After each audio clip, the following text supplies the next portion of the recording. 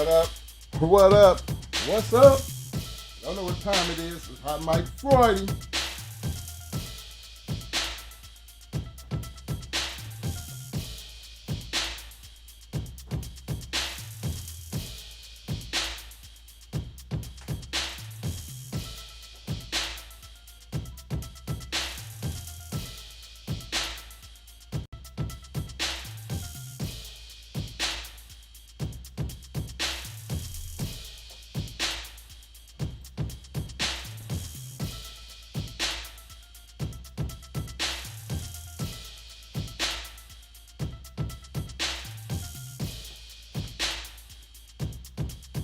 What up?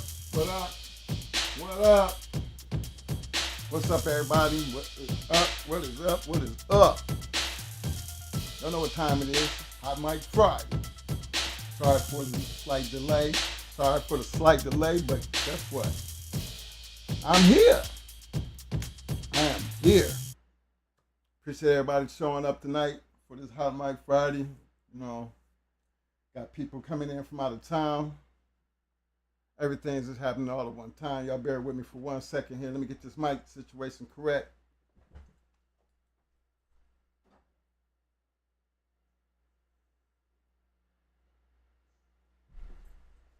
I need to make sure y'all can hear me. Y'all can hear me? Yeah. I need to make sure y'all can hear me. Yeah. Y'all know what time it is. Let me get my big shout outs out the way right quick because I'm already running late. Big shout out to Mr. William McNeil. What up, fam? My man Richard Ramirez Kennels in the house. I see you, fam. Hard to finish Kennels. What up, fam? Melee New Suspect Kennels. What up, fam? My man, Mr. Sam Hobbs in the house. What up, fam? Yo, bite down and shake that like button. My one and only Double M Desbo in the house. What up, fam? Big shout out to Mr. Eduardo Venezuela in the house. What up, fam? Big shout out to my man, Bike and Family LG representing Skull Country. What up, fam? Y'all forgive me for starting late and everything, but you know, like I said, I got family in from out of town. Just a whole bunch of everything going on, but I refuse not to show up. You know, tonight we're going to be talking about, you know, winning. All about winning. Give a damn if you're running up a wall, pulling the weights, running the treadmill, hunting hogs. These dogs have a winning attitude. The right ones is born with it. You know, when you got that winning attitude, you can almost see it in a person. You know, they act different. Their knowledge of what they're doing is so much different. It's like when we schooling, you know, we always talk about breeding for traits. Okay? So when it comes to these bulldogs, you're starting out with that puppy and you're looking down in there trying to find the right one. You know, who can do what. So you kind of got an idea of what you're looking for. Same thing if you was dealing with a young baseball player or a young golfer or a young tennis player, a young boxer.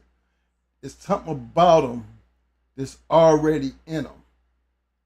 And then when you see that something, I can't tell you what that something is, because that something could be for, you know, everybody has a different outlook on what that something looks like for them to make them say, yeah, he gonna be the shit. But regardless of what it is or what makes you feel like that, it all gonna couple to the same thing. A winning type of attitude. Is this something that's already in them that you can see if you nurture it, or if they put in the right work when they grow up, they gonna be something. And that's the way I feel about these bulldogs. And if you take a look at it, it's almost like you're really building your own athlete. Something that you see and now you got to nurture it. you got to form it kind of like the way you want. You know what I'm saying? But then, unlike bulldogs and humans, we have trainers slash coaches. Well, bulldogs have the same thing because you got to take that young animal and you got to nurture it. You got to take what you see and build on it. You see, it's at that point that I always look at, that's where the team part starts in, because now the team consists of me and that bulldog. Everybody else that comes in, they're second, they second to that original concept or that thing that made that team. That is that dog and that trainer.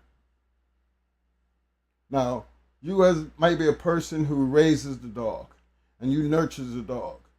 But then time comes, you don't know that much about conditioning, so you bring in somebody else. You don't know that much about the feed, so you bring in somebody else. But the team started with you and the dog. Now, all them other parts that I'm talking about, they have a certain importance to the team. Our athlete is what it is. That's the one we all working for. This is the one we taking all that knowledge and we building on it. But the trainer is responsible for bringing in the other people to the team. The dog ain't got no control over that. So that's how much that trainer is important to the upbringing of that athlete. So you bringing everybody in. But then the trainer is also responsible for all the other individuals that they bring in. He has to see that the conditioning man is doing what he's supposed to do because he's looking for the results. The feed man, we need the feed man to be right because I got the conditioning man doing his job. We ain't gonna be able to do that job right if our nutrition man ain't right. And who's the person that's supposed to be making all them decisions? The trainer. Because the trainer is responsible for that athlete. The reason I bring all that into play because I had somebody ask me a question about winning.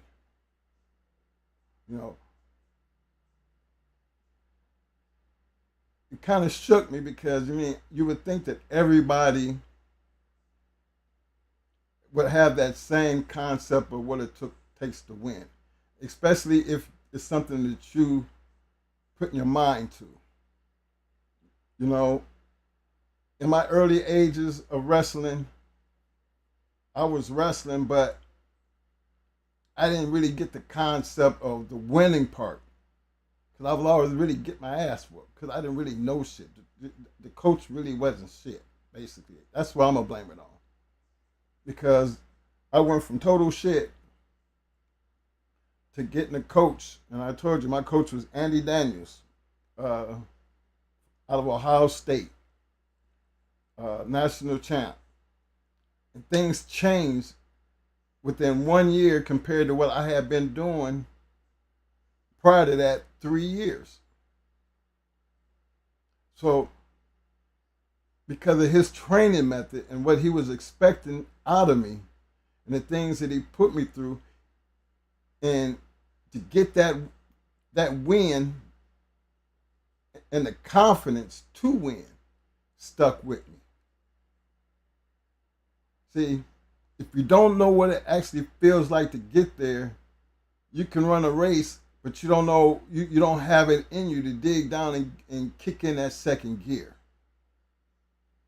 See, winning is something that once you get it, you know how to do it, regardless of what the opponent is. Because one thing that I've learned over the years, including with these dogs, you never know who your opponent is. You never know how good your opponent is.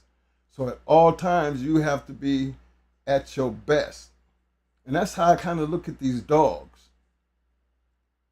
Because early, when we thought we was winning, we really wasn't winning shit. We really wasn't doing nothing. We thought we was doing something. You heard the stories, our half-ass conditioning, throw them in the Noose River and let them swim.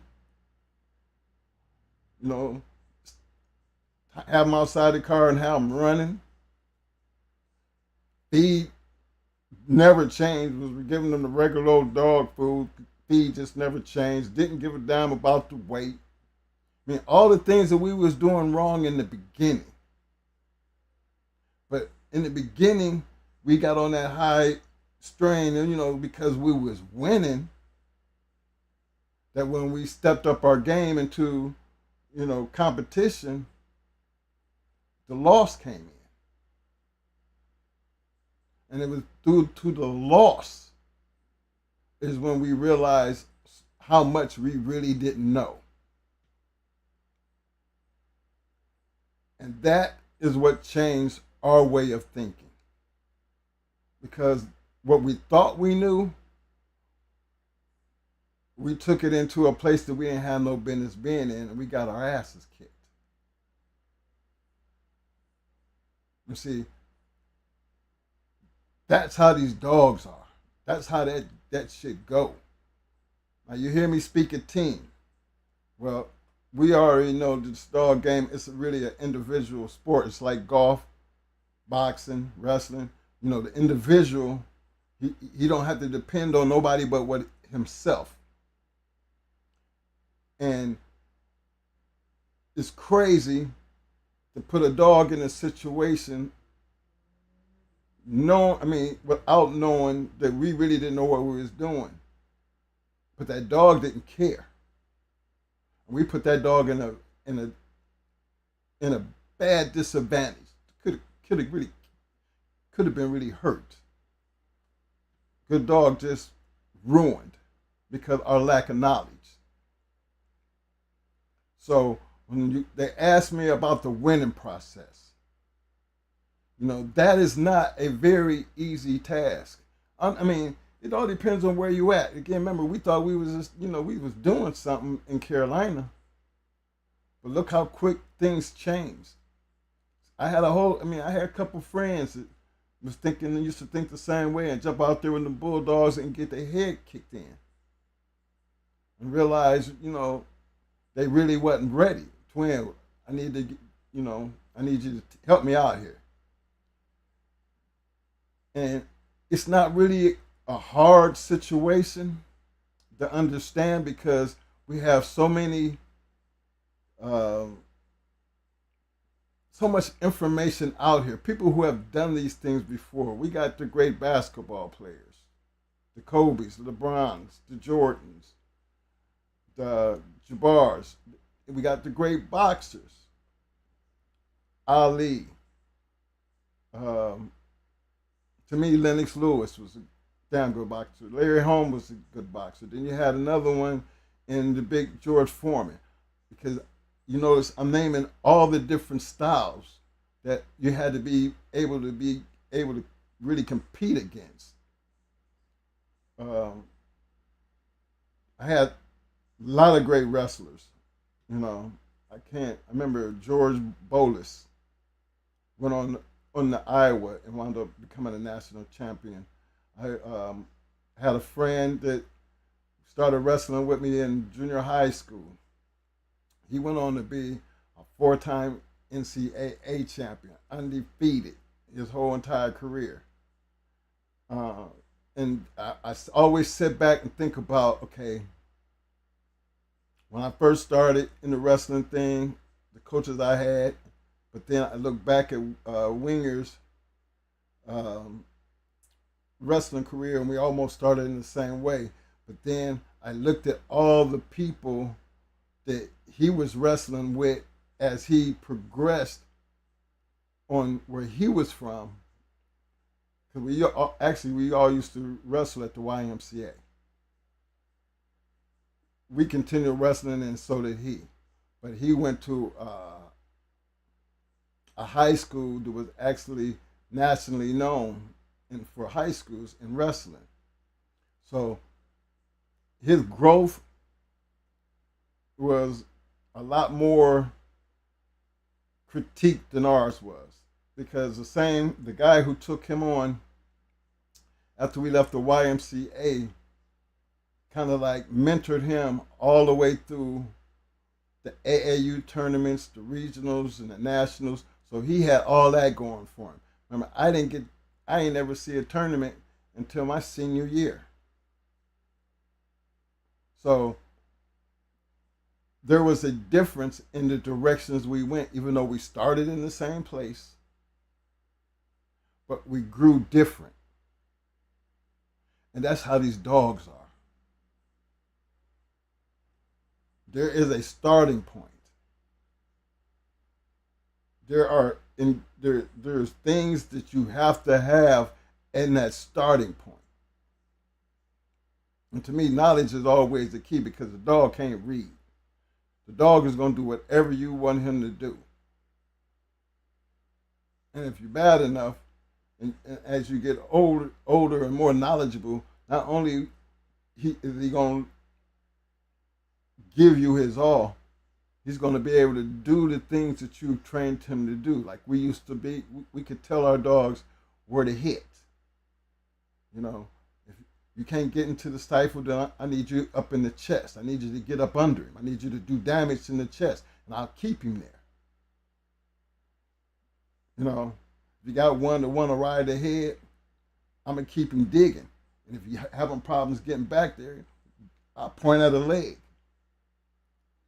Start making them give up that chest a little more, because now they own one of these moves. Now I can immediately go to right here to the stifle, and I'm putting them in the position how to get back there. Now, some people might thought that shit was crazy, but then you will hear a lot of people telling we talk to our dogs. Yeah, then some people be like, did he just tell that dog to do? Yeah, that was one of them things that we added extra to what we did, because we could point and tell them, yeah, good boy, right there. So the team concept for me always started with first off, the good dog. Because again, all dogs ain't the same. All puppies are not the same. You got to have that niche to be able to look in there and say, which one is what? You have to make that choice. You have to have some type of knowledge and experience to be able to even walk up to any litter and kind of know what you're looking for. And once that pick is made, then you got to be able to nurture that. And that's why I always felt like we always had a team process. You know what I mean? We actually really did work as a team. All the way down to the picks. I mean, from the breedings to the puppies, to the raising them, to everything, all the way down to match time, all the way through their whole entire careers. There was a team there. And the concept of winning, of all the great dog men, all of them. You heard me talk about Supernat. Supernat was a great conditioner. Not only did he condition his dogs, he conditioned other people's dogs. Imagine them people who, and we've all heard it, send them dogs off to be conditioned by so-and-so, handled by this person, but conditioned by this person. Even when it came down to handling, the person who conditioned the dog, in some cases, wasn't the person who handled the dog. But all these different formats, all these different ways of doing things, it all boiled down to a group. I'm not going to even say group, I'm going to call them what it is. A team of people who come together and create this winning atmosphere. The hard thing about doing that is the same thing that hurts most teams. And we know what hurts most teams. It's not always in an individual sport. You can't blame it on nobody but where we start at. You got to first start with the coach. Coach to me is always, sometimes the person who's out there going out to get the trainer for conditioning, going out there getting the nutritionist. In them individual sports, you can do that. But in this dog game, the trainer is like coach/trainer because it was coach/trainer who made the pick. And he has to be able to nurture that and then assign people to do things that maybe he couldn't do or could be better. But the thing that intrigued me and the reason I wanted to have that conversation because, I thought it was a good question. It kind of caught me off guard because somebody would, ask me about winning. How do you get to the point of being able to win consistently?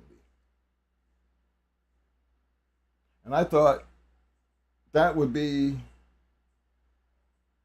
an answer that I could have just spit out my mouth, but then I couldn't just spit it out my mouth because there was so many things involved in the question. Not just the part of winning, but being able to win consistently. And there was when I thought about it, there's different things that led up to that. Because again, remember, we started out winning and we really didn't know shit. So when we got to the big leagues, it was evident that we didn't know shit. So imagine, like, I was following a lot of the confirmation shows, the wall climbing. Shout out to all the fellas who went to them shows and shared all the videos and stuff because those are some of the things. They're almost like a learning platform because some of the things that I've seen happening. Because I'm still looking at the bulldog, the attitude, their willingness and how they listen. Even when in the confirmation shows, how they in a ring of other bulldogs, their mind is strictly on the other bulldog. And then you had some that was just calm as like there was nothing going on. Some just sitting there just waiting to be judged. Now, not being familiar with judging a confirmation show, running up the wall speaks for itself because the dog's performance is going to determine the winner. The one that's going to run up that wall the furthest is going to be the one to win.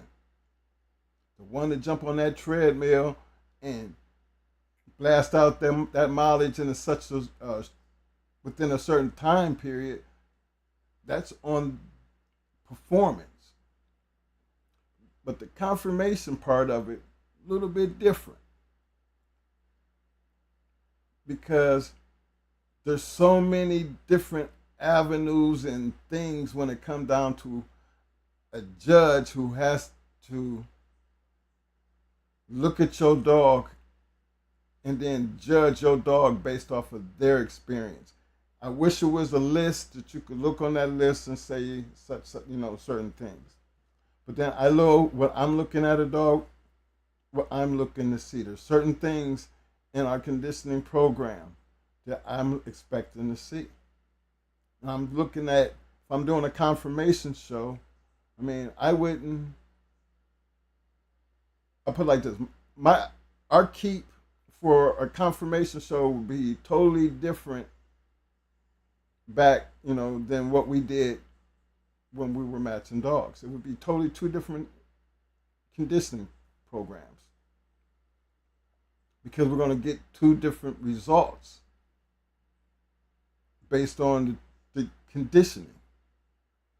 Now, if I was going to be conditioning for a confirmation show,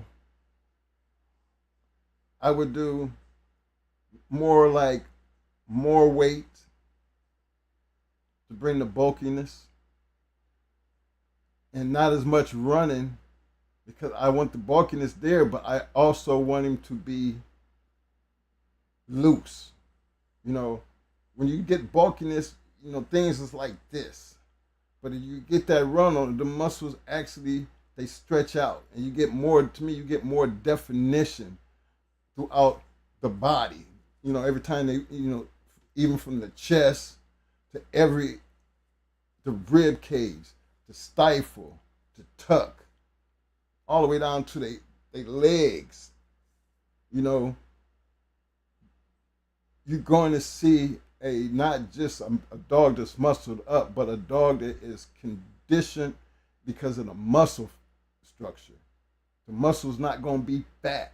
It's going to be firm, but it's going to be stretched to where you can see the definition, but also understand the stretch. Now, a dog with a lot of weight pulling, you notice dogs that don't do nothing but weight pulling, look how muscular they are when they dig in. They need that fatness. They need that bulkiness because of what they're fixing to do. See, that type of action burns fast. And we know how muscles are. You know, you need that bulkiness because every time that you do something, it's going to cause that burn. You know what I mean? You got to, you know, they're going to be doing that for a short time. So they're going to get all the burn immediately. Because once that burn gets there, you know, they ain't pulling 100 yards. They're trying to pull a certain amount of weight to a certain distance and how fast. So you got him digging in. He's going to be digging in. That's where the power comes from. But it's a short burst of power. You don't have to really worry about his recovery. He's going to have recovery because once he's only going to go as far as he can go, and then that's going to be the end of it. Then, you know, until he has to come back for a longer run. But that's just one type of conditioning for that moment. A dog that's running up the wall, I don't think you're going to have a bulky ass, muscled up dog to run up a wall. I seen how some of them dogs looking how agile they was. What I loved about what it took to get up that wall is that dog's determination. His wanting to go get that toy. And that wall wasn't enough to stop him from getting that toy. So I'm not going to be doing too much weight pulling with him. I'm going to be doing a whole lot to pump up his aggression, that little liveliness that they have, that ability to I want it.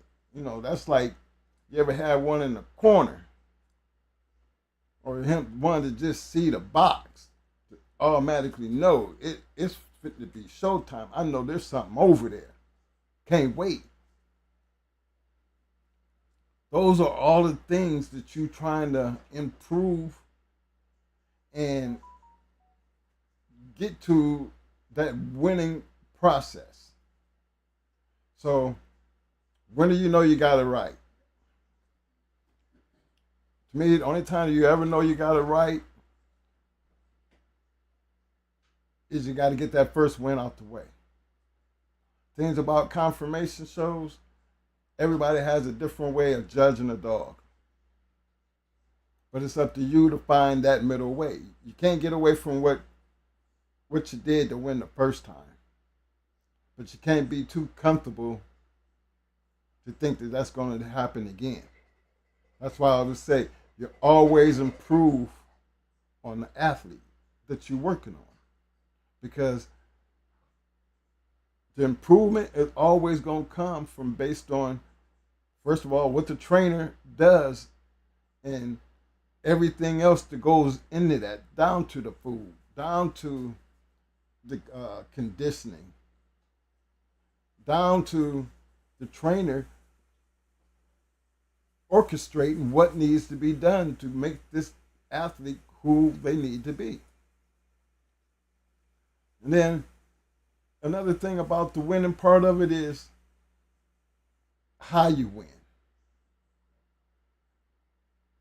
You know, because once you get that win out of the way, you know, sometimes like we did when we first started, we got that big head. You know, once you got that big head, you kind of felt like that was going to get you through until you suffered that loss. But in the process of when you get that win, don't get that attitude about the big head thing. Because when you think you know everything and you take that loss and you realize that you don't, that will make you very humble. So I always look at it as don't let the loss humble you. You need to start with the win. You know, let the win humble you. So when you do suffer that loss, people are more approachable to tell you how to do better. Because again, it's all about the knowledge and other people's willingness to see you putting in the work, but then I could tell you need to do this or you need to do that. You know what I'm saying? And also help you create a better dog. But again, remember, you got to first start with the right dog. And another reason why I wanted to get into winning is the process, because I wanted to think about a lot of them matches that just never happened. You know, one of my favorite ones was always, my opinion, I was going to make it a poll question, but because things had got so far behind in me getting things up, I couldn't get that question in. But maybe I can get some help from my people out there in the chat. One of my things was Jeep was in great condition. Hear me now. This is something that has already happened. We already know the kind of condition he was in. To go over 3 hours and something. Even though they did a lot of laying around, still, it take a bulldog to still be there at 3 something. But my biggest competitor to Jeep, and it never happened, would have been Angus, the champion killer. Because Angus was that dog that if you looked at him in shape, and I think Angus won 5, am I correct, Mom? Grand champion Angus was a champion killer, and I think all 4, at least 4 of them was all champions, right? 3 of them was champions. I mean, good champions that he took out.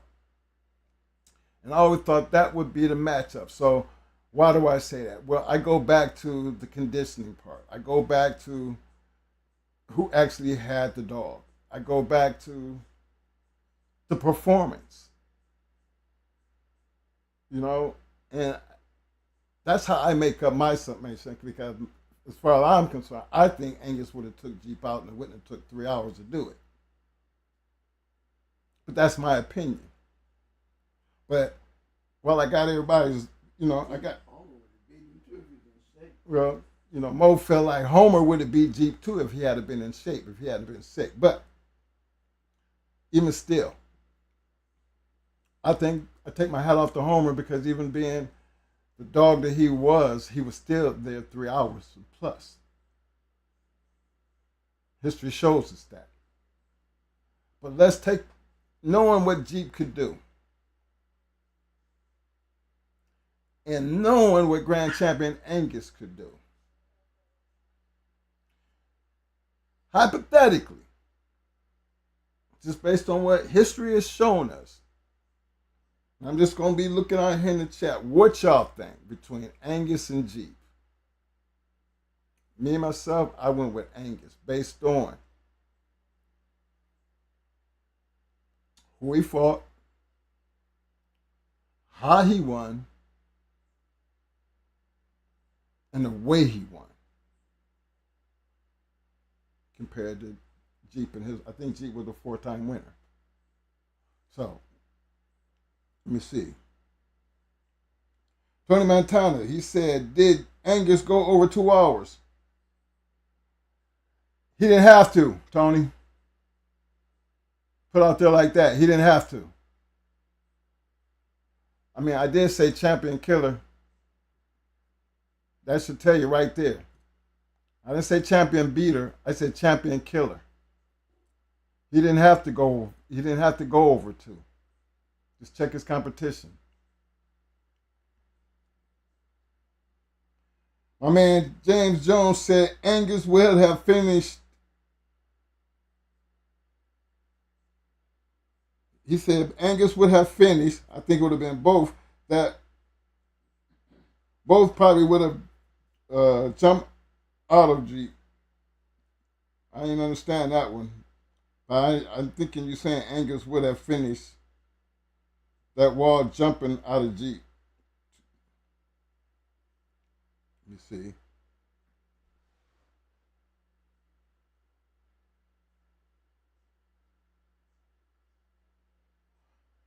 Yeah, they did brief for gamers back in the day, Tony.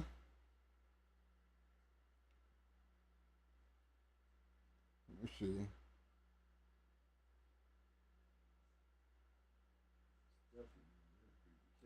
You're right. Release your dog. Angus was a short order cook.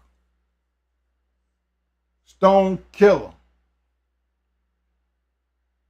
You see, that's the kind of bulldog that we were accustomed to. To me, and we've seen a lot. Remember, I was there for the Radar Martel. I seen it from. I mean, I was there. I seen it for myself. Another one of the great matches I ever seen. You know, and they didn't start scratching until late. But these are 2 dogs that didn't. You know, you didn't see the gameness until the end.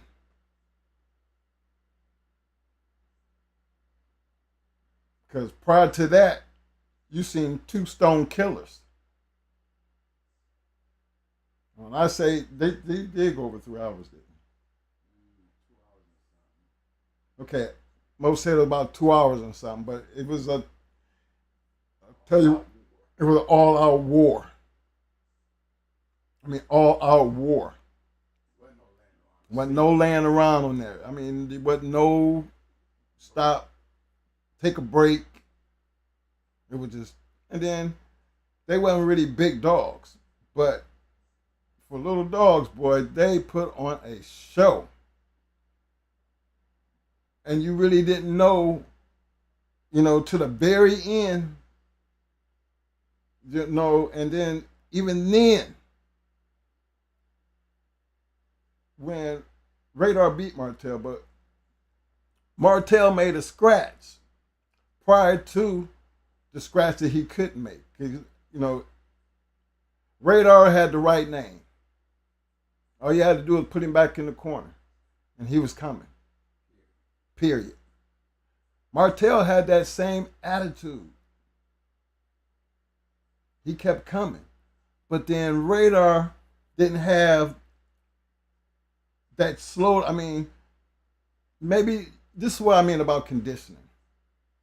Regardless of how well them 2 dogs was conditioned, in the end, it showed the better conditioned dog. Because they were both bulldogs. And when it came down to it, Martel did make a scratch that I never thought he should have ever made. Even a scratch before then, he shouldn't have made.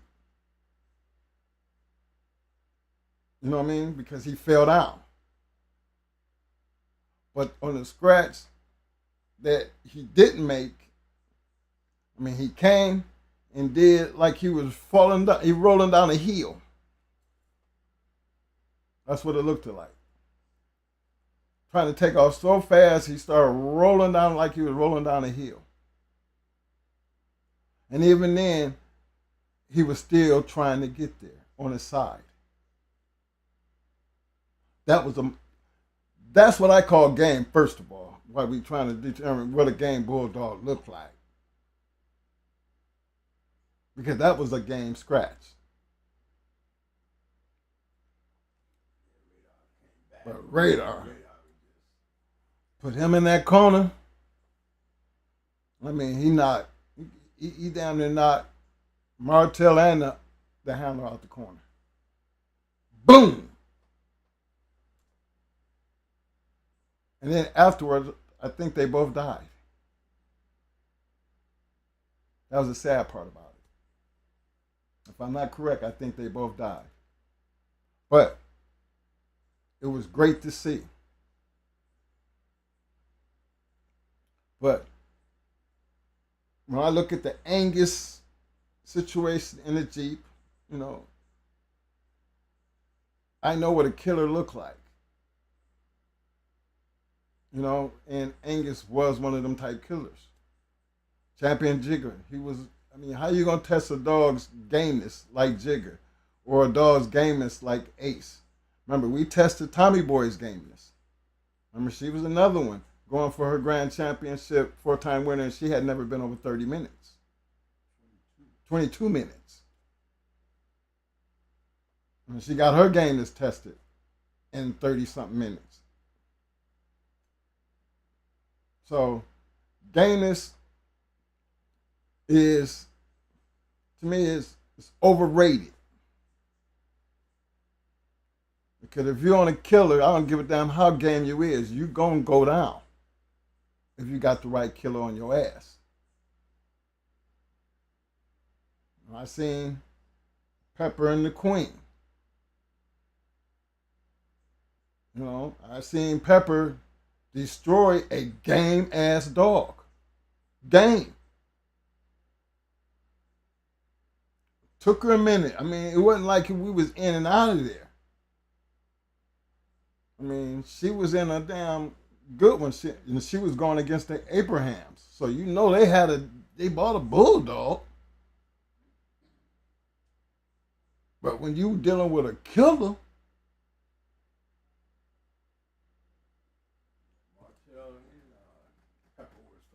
yeah, yeah, Martell and Pepper was from that sly shit. So they was, you know, it was good dogs. But you didn't see that out of Pepper when Queen came through there. I never expected. I thought if Pepper was gonna be game, that you know, we finna see game. But it wasn't.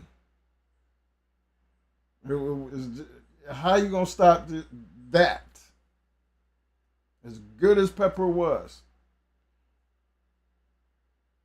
she was nowhere close to competition for Damn It Queen. None. Not nowhere close. You know, and I mean by it was a good one where Queen had to work. I couldn't tell because Queen went to work and she never stopped. You know what I mean? You never heard nothing else about Pepper either, had you? I'll tell you what happened. You know? You know, so game is, I always look at it like, you know, a lot of dogs that they say was game,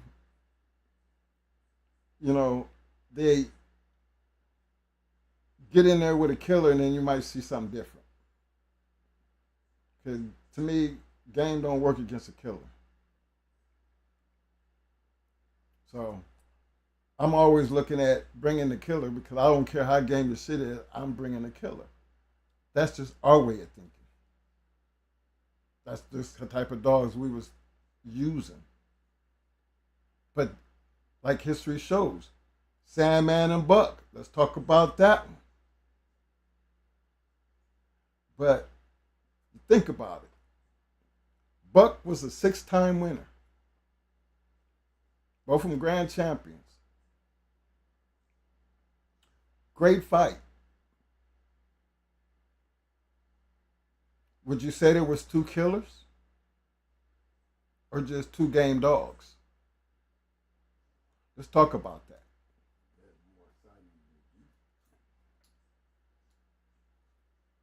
The Sandman and the Buck fight was a lot more exciting than the Jeep Homer. Do your research. Don't take, that's just from what I've heard from people who were there. And, there's enough out there where enough people can talk about it and have their own opinion. You know what I'm saying? Because if you take the two, you're going to hear this as far as the Jeep and Homer. And if you listen to Buck and Sandman, you're going to hear that part about how theirs went.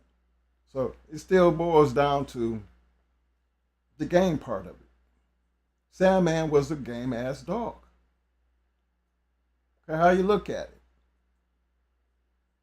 But he was in there with an even gamer dog that had talent, that had more ability and more crunch. So this is when I we looked saying, okay, we knew Buck was coming in like that. If you know a Buck dog, look at the offspring of Buck. It's a trait. Look at Sandman and go back and look at Sandman's fight. You could expect that out of Sandman. Sandman wasn't blowing through shit. Sandman was just a game ass dog that you didn't have enough to stop him, and he was going to make you stop. But he ran up against one that had just a little bit more than he had. You know what I mean? So there's a couple. And I'm gonna let Mo go ahead and take this over because, he's roughed a lot of good ones. He's been a part of some of the all-time great matches. You know what I mean? I think the one that you was talking about was that rat match. That was a good damn match too. Now I'm gonna let him go ahead and knock that out. But the reason like I said, it's about the winning part and all the different ways that we have seen people win. And then understanding what I told y'all in the beginning. Being able to look down there, see that pup, like that pup because there's something about him, raise that pup, get him all the way to the box, put in all the work, the training, the conditioning, the nutrition, regardless of who else was involved. There was two people that was major to that team, and that was that dog and the trainer slash coach slash owner, whatever, however you want to put it. Everything that you built around that started with them two. So if you ever wanted the concept of being consistent and winning, you go out and you do your research because one thing this game has definitely provided us. A look back in the past to take a look at all the different dogs. From Pantho to Pandy, Jigga, 9 Millie,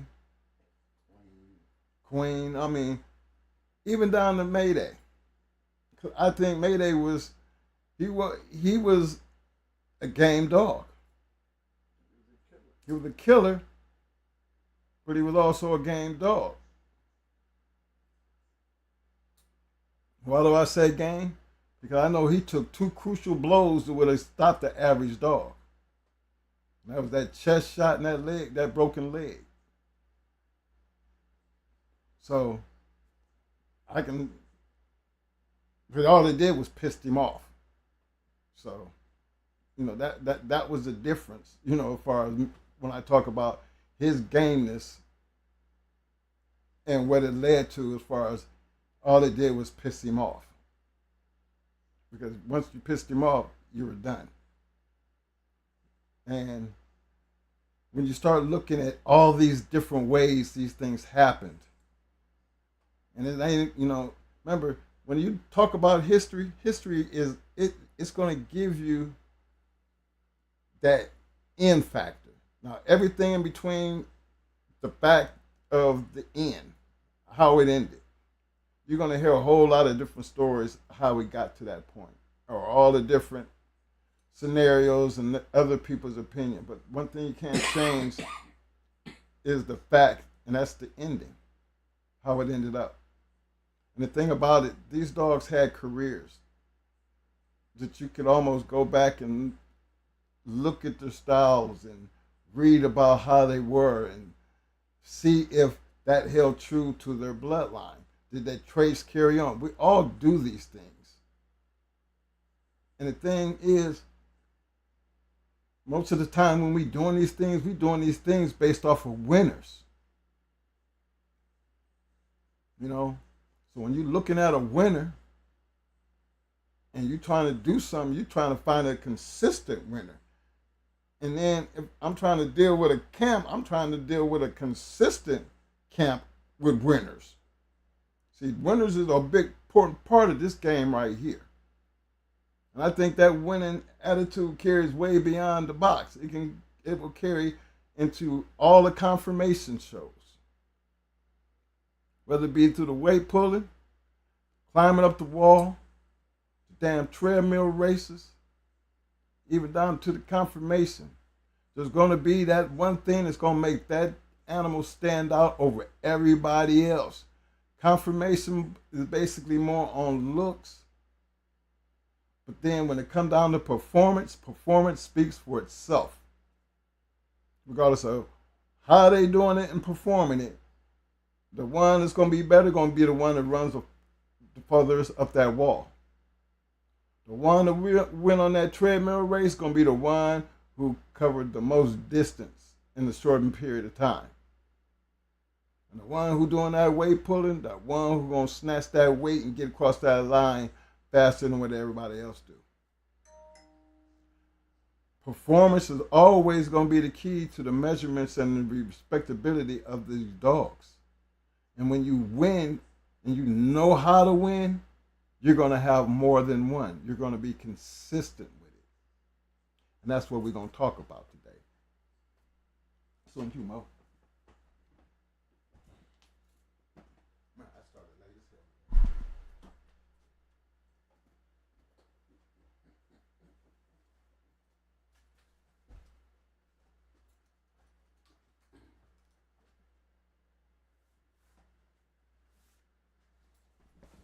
What up, everybody? And today, Friday. How y'all doing tonight? Thanks for coming out.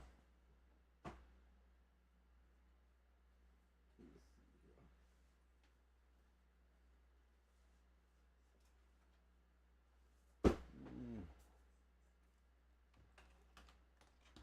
see what I got here tonight.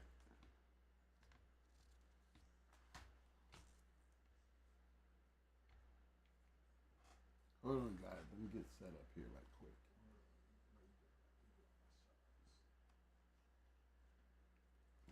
Why you doing that? Let me give out my shout outs. Big shout out to my man D-Ray. What up, fam? Big shout out to In the Woods 456. I see you, fam.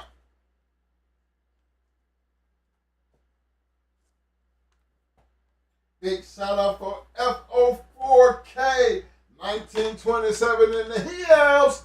What up, fam?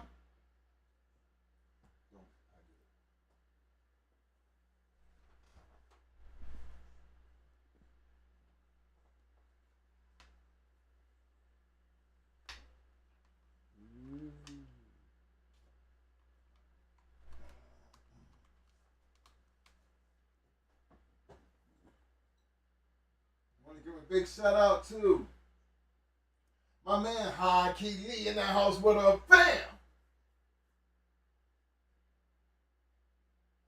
Bottom boy Kennels in the house. Welcome to the show, fam.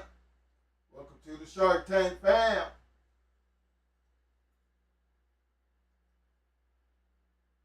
Big shout out to my man Solo but Connected Kennels in the house. What up, fam?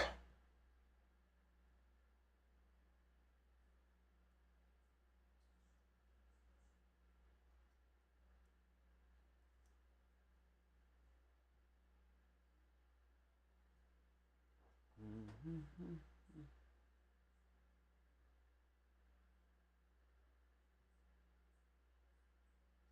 want to give a big shout out to a long time supporter of my main man, Mr. David Morse in the house. What up, fam?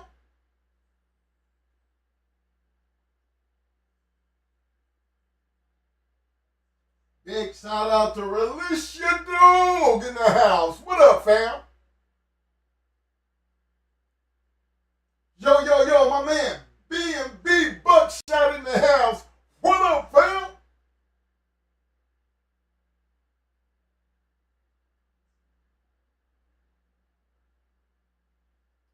Shout out to my man, Mr. James Jones in the house. What up, fam? Yo, my man, Wells Kennels Combine in the house. What up, fam?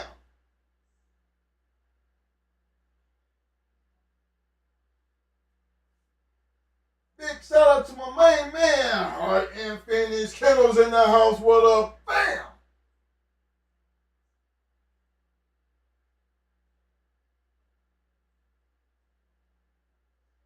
Big shout out to my man, Full Bite Kennels in the house. What up, fam?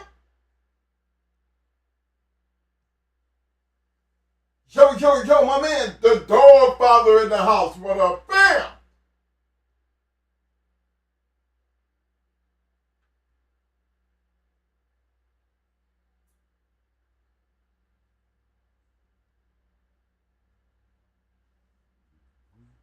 And another big shout out to Game Ready Kennels in the house. What up, fam?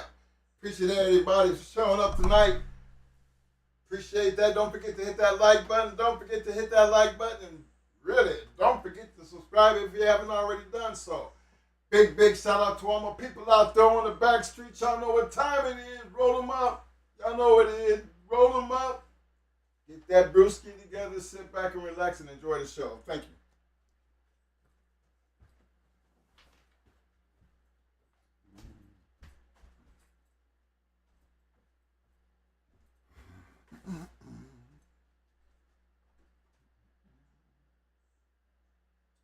Big shout out to my man, Don. What up, fam? Big shout out to the one and only Cold Mountain Bulldog. What up, fam? Big shout out to you, Cold Mountain. I happen to see you on the video, man. I like what I see, man.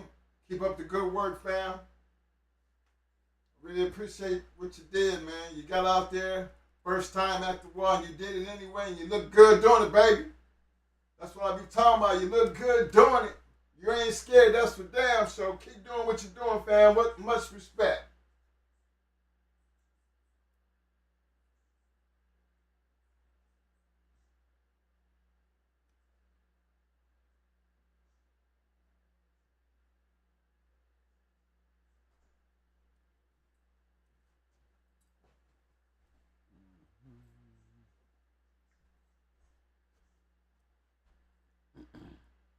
All right, y'all.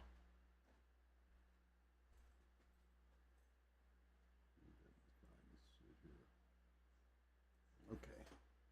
All right, I'm ready. What up, everybody? Sounding all right, Mike? Awful low over there.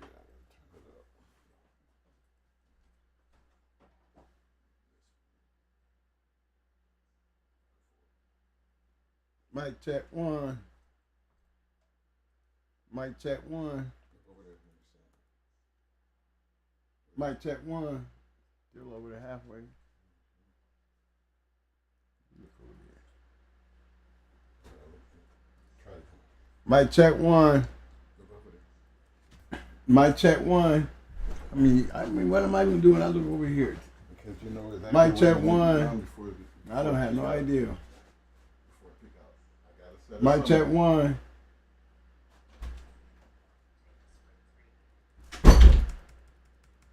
Mic check one. All right, fellas, y'all can hear me. Give me a thumbs up so we can make sure we on this. We want to make sure y'all hear, man.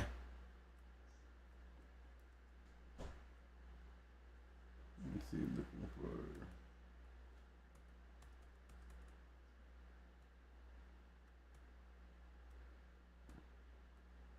I'm Trying to pull up some stuff for y'all.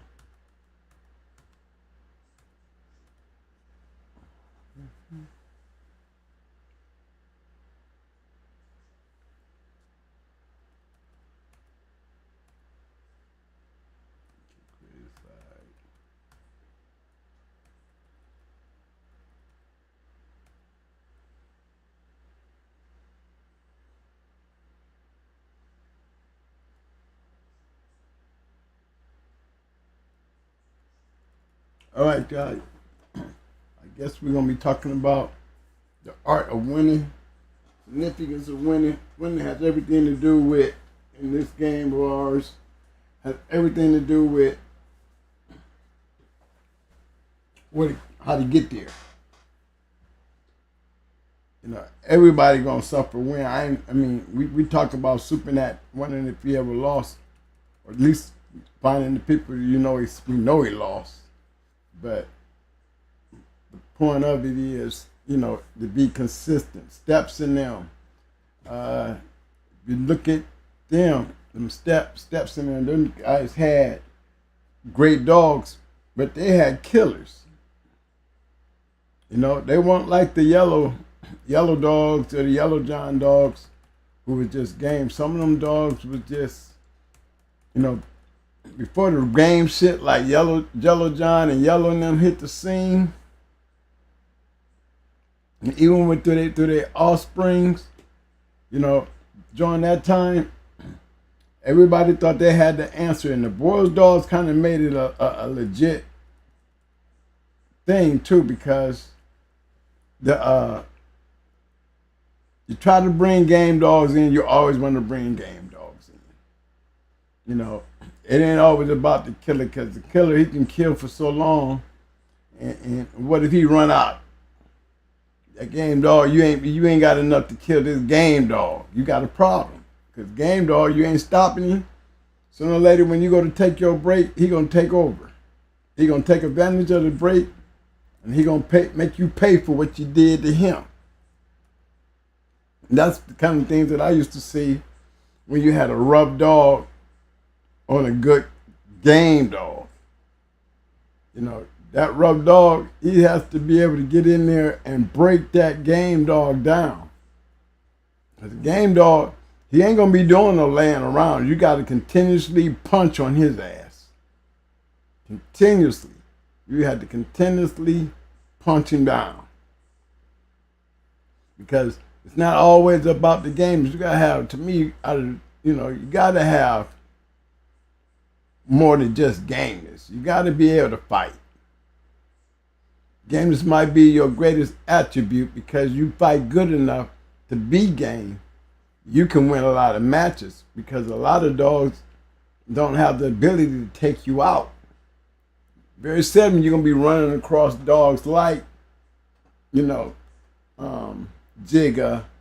You never know, because every time you go out there and you get across that box and you see that dog over there, you really don't know, unless you've seen the dog before. Then you came in there tailor-made to the situation, or when you have two great dogs coming together, they got an ideal, how it's gonna go. But that's the whole thing of putting it together. When you have those kind of matches where the referee say release the dog, it really is a big question mark. It really is. It really is, because you really don't know. And until you figure that part out, you know what I'm saying? That's what makes the matches fun. Because what you seen this dog do in the match before, and it always seemed to get better to me. Because I've seen some dogs, like, I tell you, one was Sable. Sable was a good dog. And the thing about Sable, you pull her up, Grand Champion Sable, she was just a rough bitch. I don't think she ever went over 40 minutes. And when I say she ain't ever went over 40 minutes, I mean 40 minutes is really when you're putting good dogs on her. Good dogs on her. you know, 40 minutes was short to me with the dogs that I seen Sable beat. Because I seen Sable beat dogs that was game and rough in 40 minutes. I never seen it go over 40 minutes, but I seen 3 of her matches, and I seen dogs was on her that was game and rough. But it was like she was built like Tornado. To me, she fought like Tornado, but rougher than Tornado. Sable was definitely rougher than Tornado. And she would break you down. From the opening scratch, I don't give a damn how good you were. It's going to be a good match because you got 2 good dogs in there. But you can just see that not only was Sable more zeroed in on what she was doing, she knew she was strong. And she fought like a strong dog. I mean, she fought very strong. Her punches were strong. Her shakes were strong. Her drive was strong. She could take a good dog in shape and tire that dog out. And that's what she did. She pushed so hard. Her pace was so rough that when you mixed it up with her, you was really playing right into her hand. Because to get in there and really do anything with her, you had to be just as strong as her. And I not one time did I see one. Even the boys for her grand championship came up out of Texas. They didn't last 40 minutes either. They didn't last 40 minutes either. I mean, she was just so focused, so strong, had so much ability that it was like she never slowed down on what she was doing. And you would see the other dogs start to fade. They looked good in the beginning, but because they're using so much energy, so much strength, trying to offset her strength, trying to offset her moves, trying to really, just trying to get in there with her.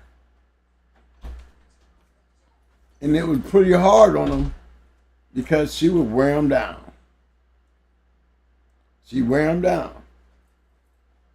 And wasn't many scratches in Sable's matches either. You was either picking your shit up or she was stopping your shit.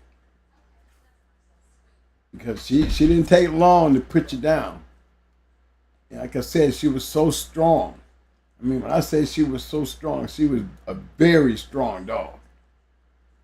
And really didn't nobody really put up the competition, to match it.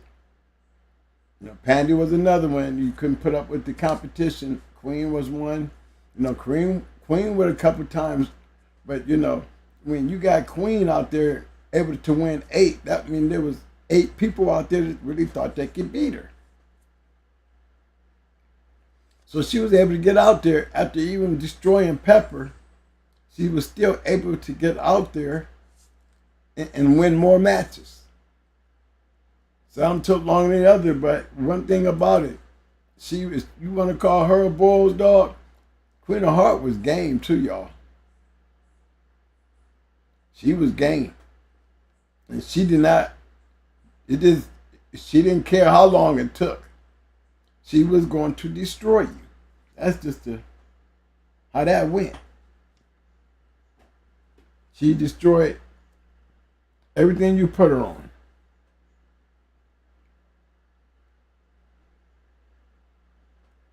I mean, when you got a yard and you into the dog game and you're trying to do the dogs, back in my time, the guys that liked matching the dogs was guys that stayed focused on matching their yards.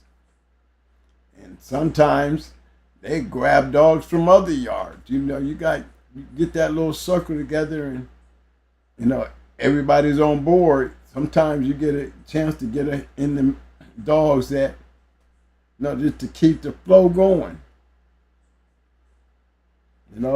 These These days, back in my time, you would get guys that, or even like Supernat and them, when David Tant sent his dog down there to go into Barracuda, he didn't do it. He sent his dog down there to the Triple M. Hey, condition this dog for me. But it went through David Tant, Supernat, then Supernat went through David to Triple M. But then you got Supernat, he matched dogs too. But, he would have Barney 5 condition his stuff. Good conditioners. Conditioning is a key to a lot of matches to winning. But when it's not the factor and it turns in outside of the condition, a lot of it has to do with the talent. If you lose, you lose to a better dog. If you lose and you lose due to your conditioning, that's a different story. A lot of guys see their dogs and they get into these fast matches and they don't understand why their dog is sinking.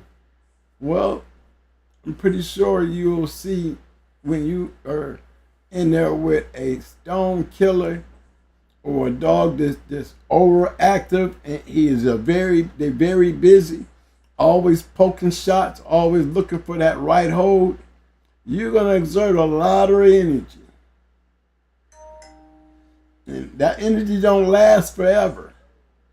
You better be trying to offset it with some combat. Because you're in combat and you are finding yourself in the defensive mode. Now you got to either grab a head, a jaw, or something to slow this onslaught down. They're going to keep on punching on you, and you're going to get tired and tired until they break through, and then they break you down. So it was never really your conditioning. It's probably the pace of the match, the activity in the match. You see a dog just going fast, and they constantly, everywhere they turn, they grabbing something. They don't care what you're trying to do, they grabbing something. Even when you try to hold them out, they're constantly got you moving around trying to stay out of the way, or you can't even do an offense because you're too busy doing a defense. You're wasting a lot of energy not hurting the dog. You're not hurting them. You're just keeping yourself safe. A dog to jump on the face, they are very terrible dogs to deal with. And most dogs that to get to grab the face, or if they did it through their schooling, then that's why they're there. But I've seen a few dogs that was rough ass dogs that ran into another rough dog like them, get in there and get to swinging on each other. One of them going to turn into a defensive player. At some point, somebody's going to go to defense. And that's when the matches change. I like to see those matches where, I've seen matches where the dog came out firing, bam, on all cylinders, got it. But the thing is, you look 15 minutes later, he's still firing on all cylinders, but while he's being so busy, look at the dog that he's smashing. He ain't getting him out of there. That's when it becomes interesting. When you see a dog that's, is staying out of the way, but he's definitely getting pulverized because he's on a killer. But he's so smart that he's biding his time. He's trying to take as less damage as possible. Still trying to keep up with the pace. All he wants to do is let this dog run himself down.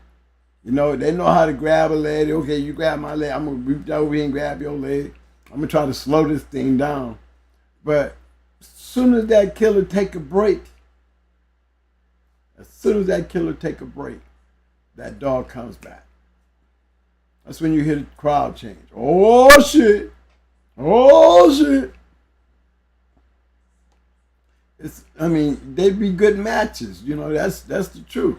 But it's just funny when you see that dog that looked so bad in the beginning, because that dog couldn't get rid of him. Bad as he was, he could not knock enough sparks out of that dog.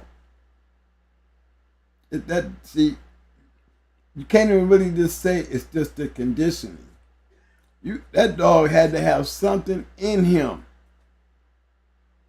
to stay focused, to stay in there, to wait his turn, to get his get back.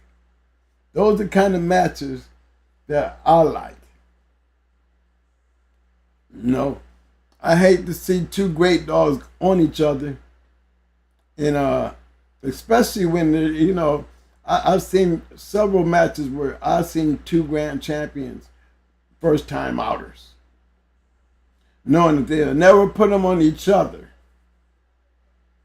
They probably could have whooped a whole bunch of dogs, because you never know, when you hooking and doing this, that what you're gonna receive. You don't know what's gonna be there when you get there, unless there's a particular, I want that one, or they bring in this. Other than that, you really don't know. So I think the winning part of it was very interesting to see how some of those matches was ending up. And another thing, I hardly ever hear anybody talk about heartworms. That is the biggest downfall and the most unseen thing that most guys, when you got these yards, you don't think about. There's a lot of dogs out there who lost matches, and you really don't understand what was going on. Take them to the vet and check them for heartworms. Because you can put a great keep on a dog. You can push a dog hard. But when that adrenaline starts flowing, you want to make sure that your dog is in perfect health. There's a few guys that I know, they've tried to match dogs with heartworms, and they could still win because they had real good dogs, but they weren't marathoners. I've never seen a marathoner with heartworms win. Heartworms, when you got big yards, guys have a tendency of being slack on their duties. Yard can look good, but that is one of the most important things. If you're going to give your dog anything to keep him healthy, you have to put the work in to make sure that your dogs are free of heartworms. Because the more you keep doing the dog, the more you keep going out there with the dog, because they catch them when they're young. By the time that dog is up to age, he got some pretty grown heartworms in his ass. And they may not have effect until match 3. All of a sudden, you're looking terrible. A lot of guys adjust their keeps to the dog based on the way the dog is handling the keep. You can adjust it, but maybe your adjustments is due to the fact that the dog, you're having to adjust it because there's a problem. Hardly do I ever hear guys having their dogs tested for heartworms before they start their career. You got to check your dogs for heartworms before you even think about a career, because that's the only thing that can end your dog's career. Heartworms will end a dog's career. Most guys, I've seen guys try it with heartworms. I've seen dogs get treated for heartworms, and the treatment back then was so vigorous to the dog that it did its own, the treatment itself did its damage to the dog's heart. Yeah, the dog may not have heartworms anymore, but you best believe, do your research. You know, unless they came up with a better way to treat heartworms, that arsenic that they're putting in that dog to kill those heartworms does a lot of damage to the dog. You can take out the heartworms, but there's going to always be damage. Now, I'm pretty sure when they go to, you know, treating heartworms in a dog, and with that type of treatment where they had that arsenic treatment, you know, I don't think the vet be thinking that, you know, we ain't taking this dog out there and doing this and doing that. But you'll hear him tell you, you know, that the treatment does damage to the heart. And on top of the fact that the damage that the heartworms have done to the heart. So be real careful and be real smart. You know, I would have been advising a lot of guys, and I have advised a lot of guys. You know, I had got Roger treated, you know, for heartworms before I started his career. And everything seemed to be working fine until, you know, even though I jumped out there and had him, you know, putting big dogs on him and shit like that, the thing was, that wasn't the problem. It was like around, you know, the third one, you know, he was couldn't get him peeped out. You know, if you pushed him too much, it seemed like he got sick. And it wasn't the heartworms. It was the medicine. I actually took him to the vet. The vet told me. He said the reason why he's getting tired when you're exerting him is because the treatment, you know, and the damage from the heartworms. That once they get that adrenaline spike, the dog will tire out just in the heart rate in his own. The damage from the heart. Everything has a lot to do with the way that heart pumps during that time of stress. That heart ain't pumping right, your dog's going to get weak. Legs going to start shaking. He's going to start breathing. His recovery is going to be very slow because he's not getting the oxygen being pumped through the body as it needed because of the heartworms. And you really can put a dog through the most vigorous keep. If you go out there and you run into a dog that's going 90 miles an hour, that means you have to go 90 miles an hour to keep up, because you ain't turning his pace down, you ain't turning his speed down. You're trying to match to stay in there, because if you don't even stay close, he's gonna run you over. But you exert a lot of energy dealing with that type of dog. That's why when you see these fast lane killers come in and they look like it make it so easy to destroy a dog, it's because they put so much pressure, so much pace, so much ability that even a dog that can stand there and match pound for pound, push for push, they are exerting so much energy. It seems like they're the ones getting tired, not the killer. The dog is doing all the defensive and trying to hang in there and match up like, you know, he wasn't prepared for that. But it would be the adrenaline. That adrenaline of the dog trying to stay close. Now, you got a dog with heartworms. If he went through a keep, maybe you knew that you had a problem, but you didn't know what it was, because you're not going to have white gums. Their blood count, if you do a blood count on them, you know what I'm saying, I can guarantee while you're doing a blood count, get them checked for heartworms. If you can't get the blood right, you better check for heartworms. Most of the time when you got blood levels that you can't get proper counts, check for heartworms.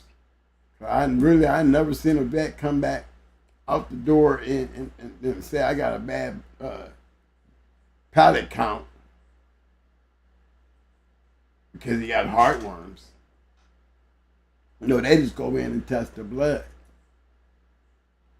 You know, you need to add that test for heartworms because how many of you guys faithfully, literally faithfully, every month give your dogs heartworm preventers? I mean, you guys, before you go and do these competitions, knowing you don't have your dog on heartworm preventers, knowing you either out there in the woods, in whatever area you in, like the tropical areas like down here in Florida, you know, up North Carolina, South Carolina, y'all have them bad too. Mosquitoes they everywhere. You know, those are the things that you want to look into. How many of you literally faithfully, you know, I mean, and let's talk about guys who got 10, 15, 20 dogs. If you got 10, 15, 20 dogs, like in my time, you know, a lot of guys didn't do it. They was barely out there feeding and picking up shit. Every other day.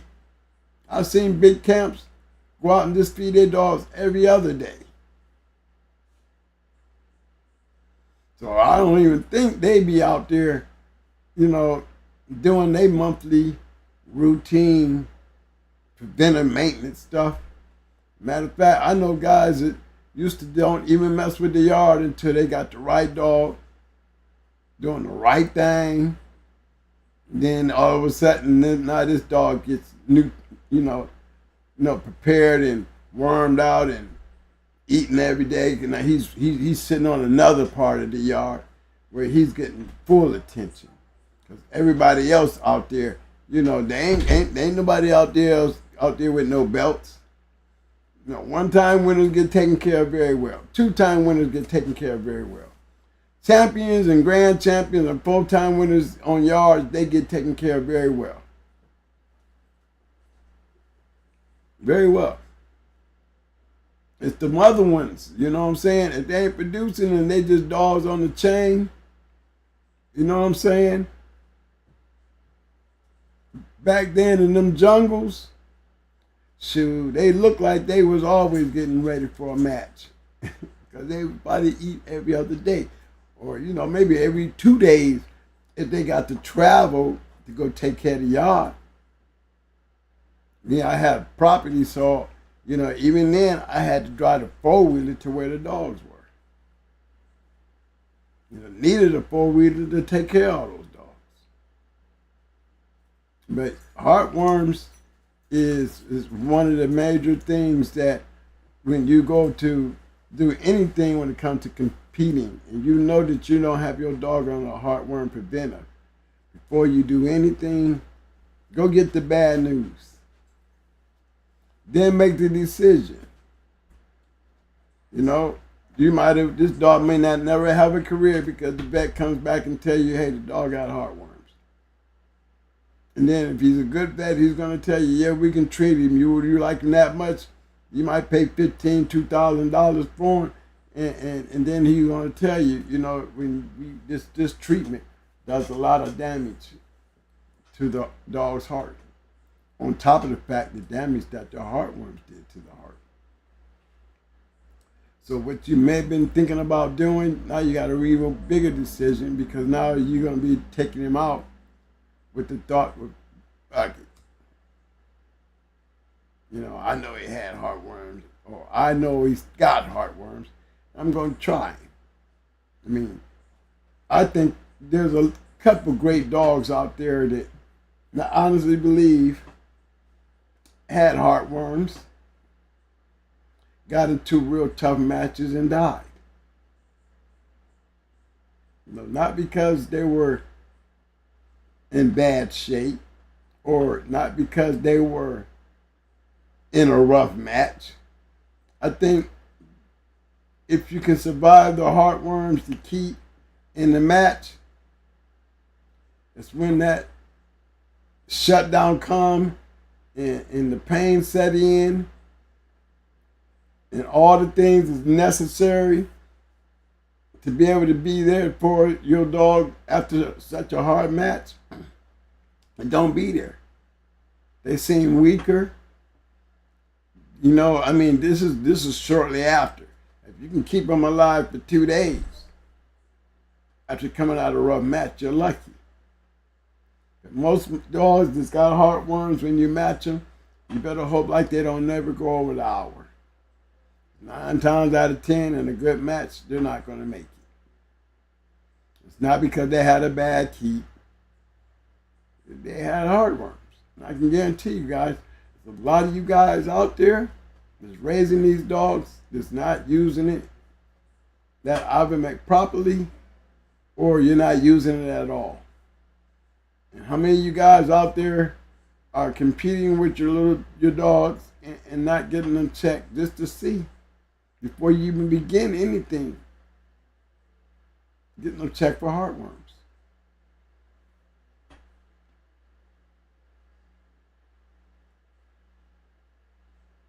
Now, everything that I talk about on this show, if y'all know, always notice, it's always had everything to do with winners. You see, I very seldom, I'll put up a 1-time winner, I'll put up a 2-time winner, but majority of the time you see me putting up champions, grand champions. And you won't see me hesitate to put up, registered mares, because to become a registered male, you're a male, that means you got 4 champions off of you. That's something to go take a look at. Any male that can come up with 4 champions, that's a male I would be looking at. Any male back there before they changed it to 4 champions used to be 3. There was a lot of great dogs out there that could have produced more than 3 females. They have puppies. Males can have litters all over the damn place. And I think that was a good move for them to up that on the males to 4, because most females, they still got to wait to come in, heat, get bred, and have puppies. Then raise puppies. Males, they can drop puppies like a damn manufacturing plant.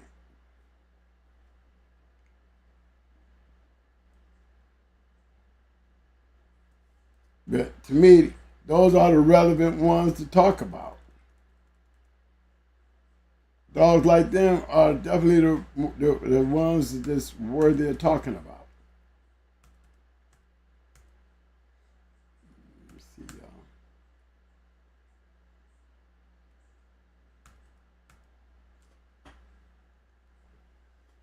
I'm gonna go over some of these. We're gonna look at some of these matches, and we're gonna analyze. I like going through journals and analyzing matches. A lot of guys, they don't see, well, what's the purpose of doing that?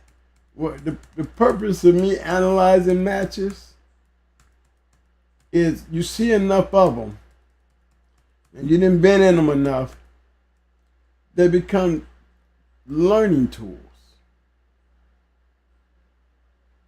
Because you can almost tell. That's what you're looking for. You're trying to get the information. An hour is a long time when you got 2 good dogs. An hour is forever when you ain't got good dogs, decent dogs. Dogs that like to lay around. They land on each other 20 minutes in. Yet the scratching ain't even started because they doing their breaks in hope. See, those dogs like that, those be good matches, but at the same time,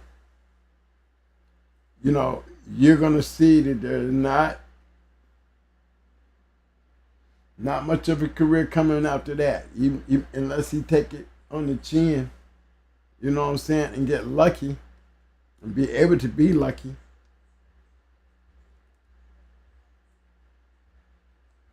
Okay. I'm going to go over here. I'm taking y'all to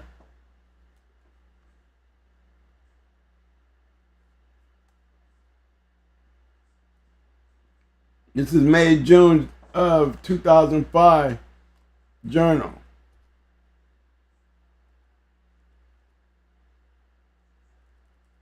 We're gonna go. I want to go over some of these matches here, so we can look at some of these matches and take a good look, and then kind of analyze them.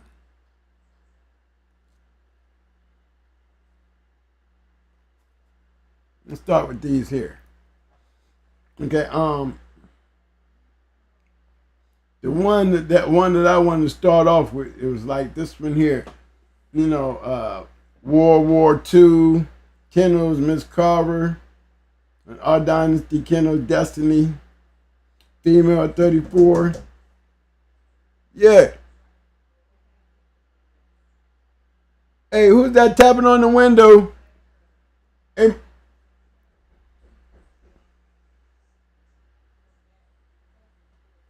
Okay, somebody was tapping on that window. Okay, look, Miss Carver comes from behind to be Destiny, a two-time winner in an hour 20.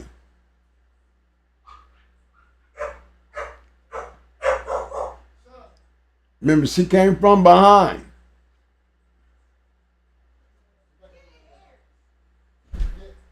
You see what I'm saying?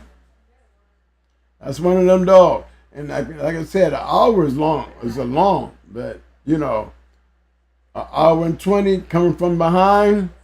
She hung around just long enough. She hung around just long enough to pull it off. Dog got tired. She came back. Oh, Destiny didn't put her down enough to keep her down. That World War II's Diesel Boy. You got Blue Steel's Man. Okay, let me see. Mel, Never Say Never's Diesel off of Cock Diesel wins in 2 hours. So for those who really didn't like Cock Diesel, I bred the Cock Diesel. I can tell you what I seen out of Cock Diesel was Mayday stuff. When I say Mayday stuff, I be meaning like game. Cock Diesel was a game dog.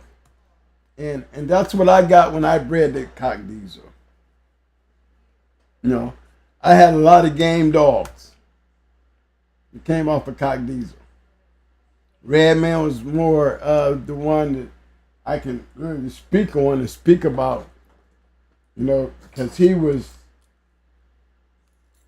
he had the ability to be matched, but he didn't have that fast lane ability to me to be matched. But he was game is all outdoor.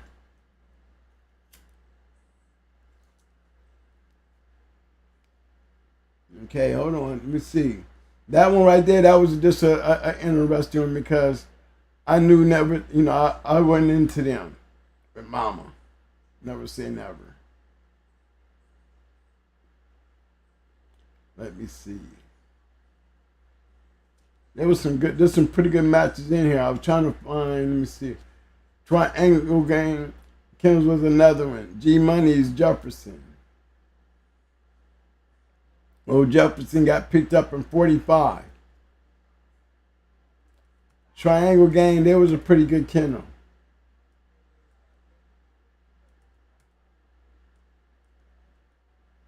Up and coming Kennels Malice, Michigan Boy Skull. I'm trying to find some good ones, y'all, that's more interesting. I like Cane Valley. Cane Valley and Slingshot. That's a good one. I like the Cane Valley. There was a fast lane kennel. It was pretty good. Okay, Julie, two-time winner. Under the condition, and Pharaoh was picked up in 35. No, they came with a good one. But you see Julie, a two-time winner, At 35, you already know she came in and got that work in. And that's usually how it happens too, unless you run into two damn good dogs. And then you can kind of expect to go an hour. But it's all in, remember, there's going to be a winner, there's going to be a loser.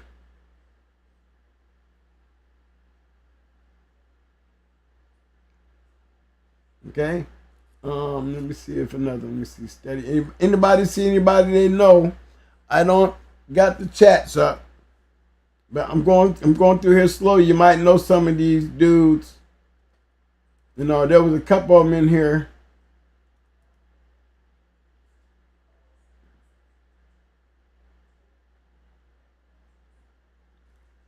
Here's one. Michael Myers.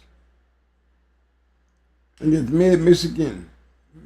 Yeah, Michael Myers plus Mid-Michigan's Mike. Myers by Con Coach from a Bolio, Eli, Mike from a Wild Side Zebo. Hunter O'Brien does not pull at 27.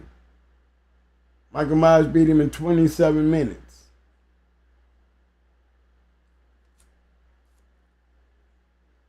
You got Rolling Wild, Lala going against Chula. True Colors Lala, bred by Rolling Wild, is off a champion.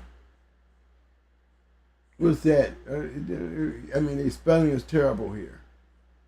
But I know that's a Zebo Vindicator, does not pull at 24. I mean, Lala was a killer. Trust me. See, Best in Show Lala.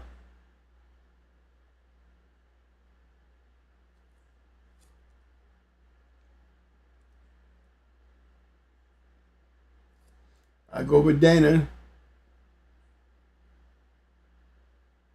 Michigan's Dana. Mob Style Red Hot. Dana from the Zebo Crop, handled by Mike. Red Hot of Hugh Hefner is by Playboy. Bread does not, a Playboy Bread dog, does not pull it in 34.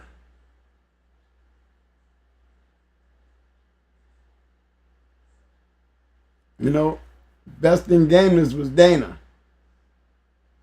Imagine how Dana got Gameness and Show. See it down there? Dana got Gameness and Show. Best in the Game, you got Dana, and then you got Best in the Game Lala. What they do? Gave them both. Look like they gave them both a trophy.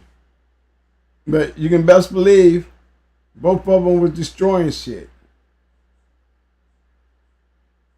Quick matches. See, this is where the game is built on to me. A lot of guys y'all don't have this type of information to go back. But the game was built on this shit right here. The game itself. No, they didn't took all this away, but this is how the game was actually built. Doing this right here. You give me one dog out there that can become great and famous without getting this done. It's in your bloodline. One dog that could do it, not produce it. I didn't say produce it. Because you can become great being a great producer. I'm talking about name that dog you can be on this level right here without being there. You ain't going to see it. It ain't going to happen. Ain't never happened.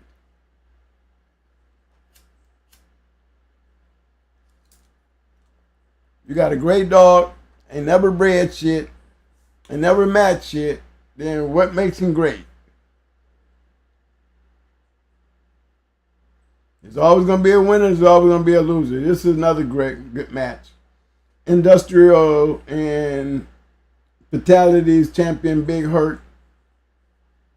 Off the hooks Jingo. Two big males. Show enough Gringo. One-time winner stands at 38. He took a shot at that champion. That's all.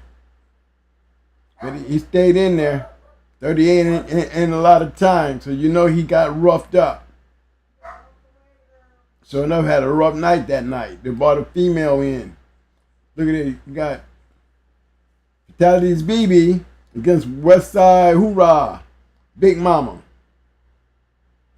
I would think Show Enough is the referee on that. Maybe. So they got Hoorah's mama, then they got Show Enough mama handled and conditioned by Doc. BB, two-time winner, handled conditioned by Industry Kennels. Big Mama stands at 41. See, this is a good night of good dogs. Good kennels, good dogs. That's the way that it happens, but these are short nights.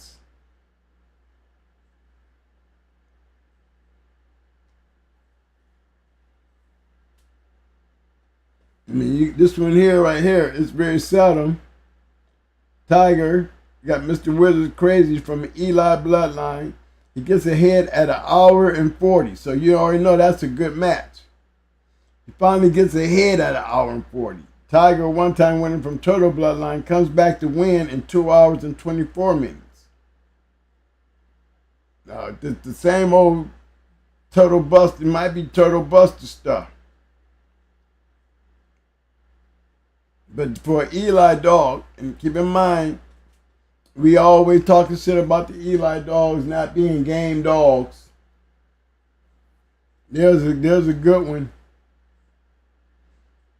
He comes back to win 2 hours and 24 minutes. You know, the old Turtle Buster stuff, and then you got to cross with you got the Eli dog. You know, it's good to see he went that long. Some Eli dogs, if they game and they got mouth, they are pretty good dogs. They can win matches. You know, it would be the ones that have that exceptional ability and mouth. Those are the ones that I've always seen come in very rough, lot of mouth, lot of talent. If you can hold them out, or you can weather that storm, they usually be checking in that hour time. Not all, but enough of it where, you know, it's that type of thing. It's definitely that type of thing. It was just, you know, you'll hear a lot of guys talk about, you know, the Eli dogs not putting in a lot of time, but they do have them. You know, Psycho, he was off of Eli breeding bred to Dolly. Psycho was off of Dolly bred to champion Mikey. Mikey was an Eli dog. Did that Eli work? Because, you know, his ability and his mouth sure kept him in that match. But I think it was that Harlem work that had him scratching all night. I mean, it wasn't but 2 scratches, really. That was us on, and it really was 1.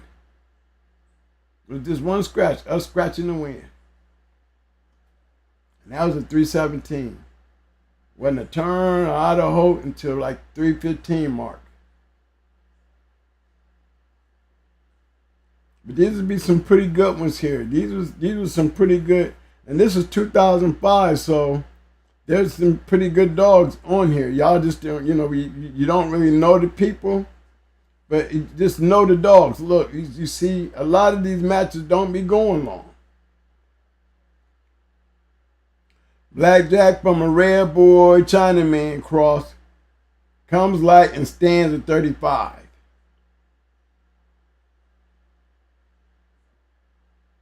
Big Show Blackjack.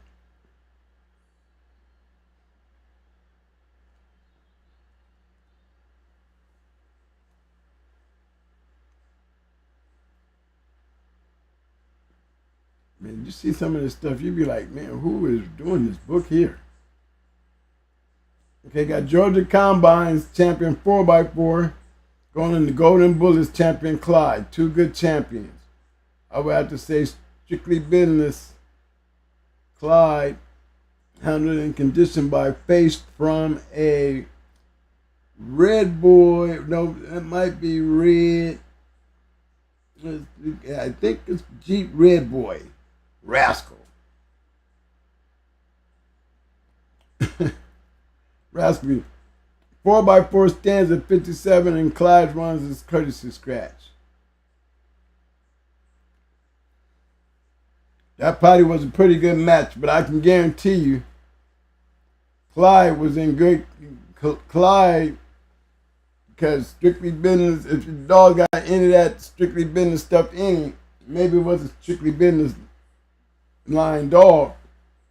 Even with the Red Boy Jeep Rascal, you know, I give them their props, but they ain't, and when you go to dealing with kennels like strictly business who really had real talented dogs, you can guarantee they come in there with some pretty good dogs. And usually it's that Buster Brown shit. They, you know, just have some pretty nice dogs. Jeep Red Boy Rascal, I mean, are they known to have that winning way of being destroyers? No. There's not too many that I seen the Jeep Red Boy Rascals that was just straight out killers. You know, Big Mike, that's what he had. That hardcore line, but it had Yellow. Yellow was the Red Boy. You know what I'm saying? And Jeep Rascal was the bottom side of those hardcore dogs. And they made plenty champions, but one thing they weren't killers. They was gamers all outdoors. You got a good kennel who's picking the right dog to go out with, making them very hard to beat. They will never say never again. They got one named Scooby. Malice 43. Southside Boys. Let me see. Another Jeep. Rascal. I don't know. That could have been Bolio. But it seems like he might have won in an hour and 10. The reason why I'm going over these matches here, because every once in a while, y'all need to, you know, I like going in and going over these shows because it points out this is what the game was built on. No, this is 2005, and I told you the journal was fucked up in 2004. But if you look at these dogs, Grim Reapers, Triple A, Westside Kennels, well, I guess that's Bolio, Triple A all the way after 6 each. Bolo is picked up in an hour and 20. Grim Reaper is a pretty good kennel. They had good dogs. Mouth of the South, AWOL, another good dog. Mike, a grandson of Champion Ninja, stays ahead, and AWOL fails to continue by 32. You know, AWOL, he was just, again, one of those matches you get into where you got a good dog there, but he is not catching up. And when you're not catching up, it starts looking bad around that 20 to 40 minute mark. You know, it's just a matter of time. It always seemed to be just a matter of time.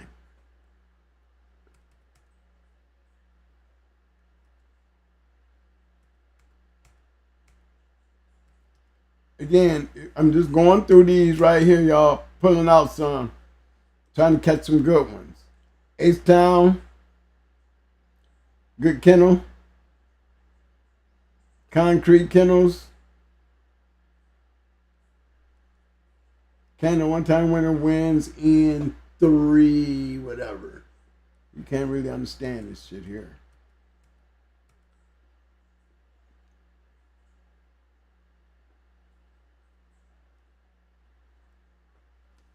Thug Life in H-Town.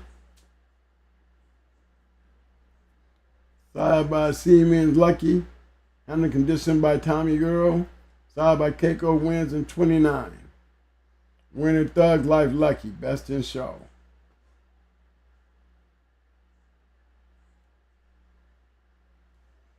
They had a good night. Tommy Girl did a pretty good one. H-Town. H-Town, Sheba wins in 45.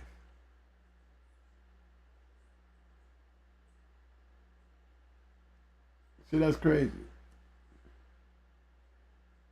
They got Sheba here. Okay, Stone. Then they got H-Town. These double names, it's really fucking me up, y'all. I'm sorry.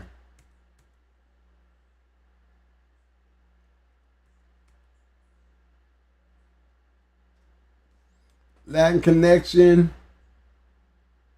Backstreet's True, Spider-Man. Latin Connection's Termite. Airtight Spider-Man, I don't know, Airtight might have been the referee. Spider-Man at one time went up for Champion Cortez, handled by one-man army. Termite is picked up in 32. You already know Spider-Man was a Boyle's Dogs and he was a killer. Another Backstreet Dog.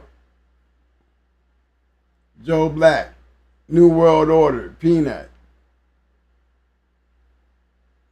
Joe was from an Eli breeding, Peanut from a Tab breeding.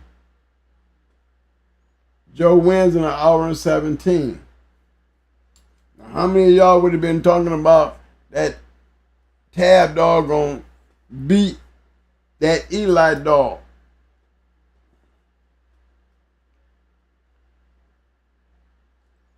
Remember, Joe probably had some Eli in it, but he had that Boyle shit coming through Backstreet. You can believe that.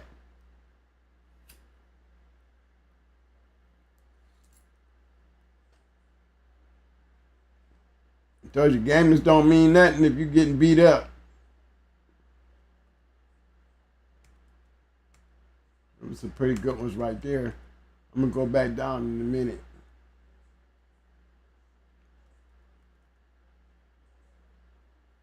These are Argentinas here. I'm going back the other way.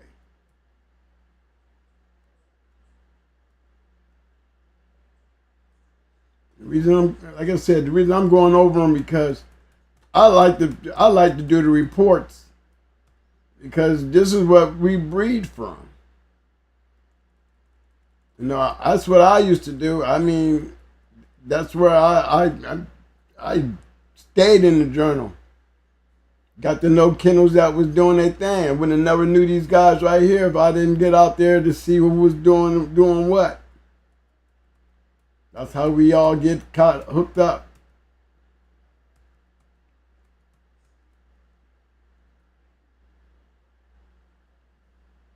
Triple Crowns. Apache Alpha Champion Hitman is picked up in an hour and 2 and gives a good courtesy scratch. Citrus Kennel. Prodigy Alpha Diablo and Miss Nico Jr. breeding. Apache Alpha Hitman. We seen this breeding here, right?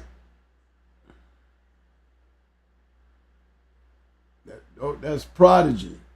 Citrus Kennel's Prodigy. That's off of Diablo, Miss Nico Jr. breeding.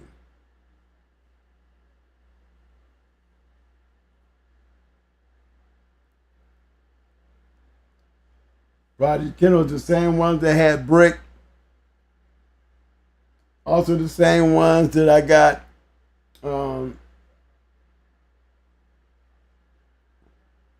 Carnivore from. Brick Little sister. Citrus Kennels, another one, good kennel. He was the one that bred, got the little female off of May 2 being bred to the gator bitch. The little mate to the male we went 3 hours with. Citrus Kennels took it. Bred May 2 tour. No, she was off of May 2 and that gator bitch. And then bred Diablo and that Miss Nico stuff. Actually, Diablo back to that shit. So that Stone City shit has always been consistent, even when it wasn't in Stone City's hands. That's why, you know, these guys here, a lot of these dogs came from a guy named Nico. I know Diablo did. And when he got out, you know, a lot of us got a hold of his dogs. He was just a kid with money at the time. And I had set him up with Stone City. He had several of my dogs, and then I hooked him up with the breeding with when I bred the Bozak. I bred the Bozak, and I didn't have no puppies, so he gave me some puppies off of what's the puppies off of? There was Bozak bred to a Stone City bitch. The litter mate to Little Buck, Baby and those daddy. Baby and those daddy, Little Buck, his litter mate's sister, was bred to Bozak and produced some pretty good dogs. They took those dogs and we crossed those back into Stone City, and they came up with some pretty nice dogs. Prodigy Kennels did a good job with those dogs. But see, these is Kennels that y'all done seen pedigrees on these dogs. You know, when you get a chance to see them in here, not just sitting on a pedigree page, but when you see them sitting in here, then you look at them and you see that, you know, now you know it's a different look when you can find these dogs in their matches.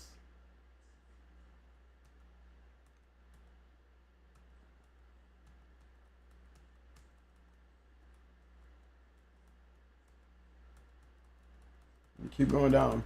Same thing. Latin Connection. Latin Connection had a lot of good dogs.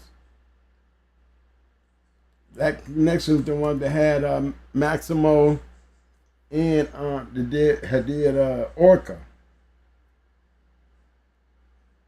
It was, you know, they was in good cahoots with Jamie as well.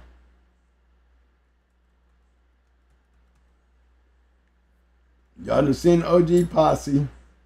They've been around in a while. Then you got 6 Foot Deep. They was pretty good kennel. You got Show Enough. Maybe even the referee. Rebel was handled and conditioned by Rosterman. After 1 each, Fierce does not continue at 37. The old Rosterman. Rosterman in Carolina, yeah, he's way up in Michigan. Like I said, hunters travel. They go where the action at. It's another prime example on how Rosterman moved around. OG Passel's Bad Connell, the Optimist Zesty, Show Enough, Referee Calmer from a Mayday breeding, handled and conditioned by Rosterman, does not go at 38.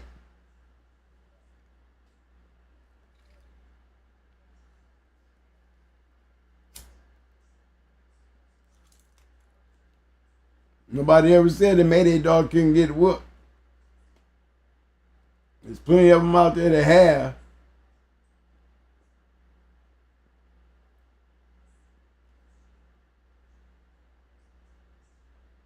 Of course, 2-time winner JJ off of Jake the Snake.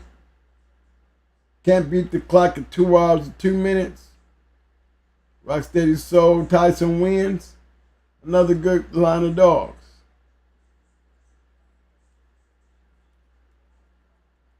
I know some of you old guys, y'all remember Pancho Villa?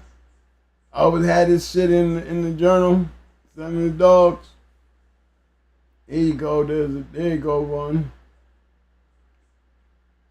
Charlie Goods, I think Pancho Villa was a referee.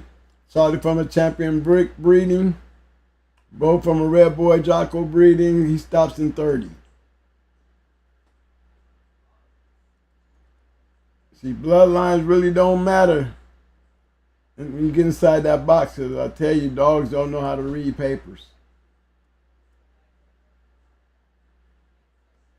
Here's one. Definitely New York. Brooklyn Knights was a referee. Andy sired by Champion Pistol. Duke from G Unit. Breeding does not make it. Let's see. Duke does not make it at the 2 hour and 21 minute mark. Good ass match. Winner, Champion Cheese. No, that ain't right. Champion Cheese down here. Champion Cheese against Big Apple's Black. even until black does not go at 146. Okay, Steve's Black Champion Cheese. But you see Big Apple? You know, they don't care. They will go into a champion if you give us the opportunity. Everybody takes that chance. Because we all got a chance to win it.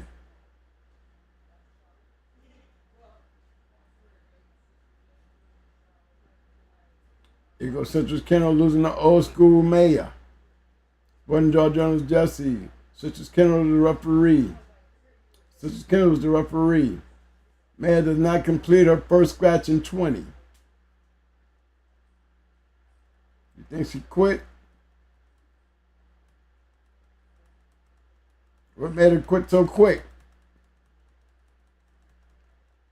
These are the things that I like to see, you know, the matches themselves. Because they tell you, you know, bloodlines don't matter in that square. Only time they matter is when it's over.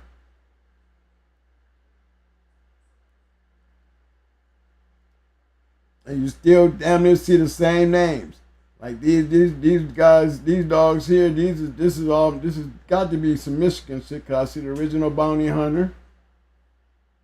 See True Colors. You know, you just kind of see Motown Legends. This is New York shit here. I mean, this is Michigan shit here. They have some pretty good matches.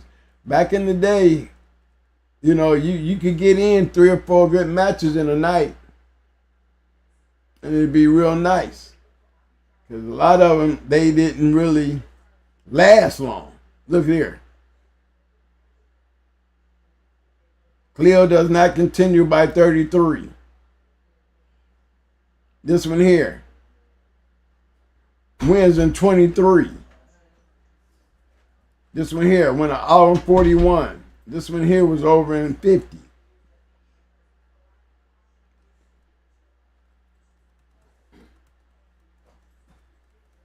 Bounty Hunter and True Colors going into each other. True Colors, Spider-Man wins in 57.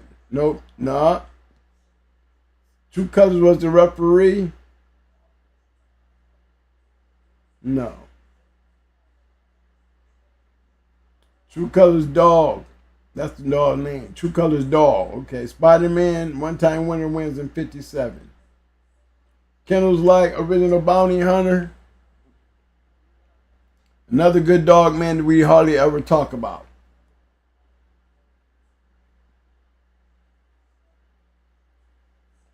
Grim Reaper. Another good kennel we hardly ever talk about. He didn't have a lot of great dogs. He had some good dogs, though. He really did. He really had some good dogs. But, you know, West Side Hoorah and them, these are good kennels here. Those Michigan was a damn good place to go if you really wanted to check your shit. But as you see, there's a lot of kennels that come and go into Michigan. Rusty Man all up in Michigan. Big Mike and them all up in Michigan.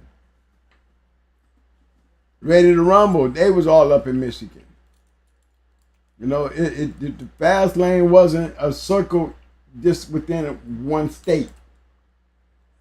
You know, we hear a lot of guys talk about that.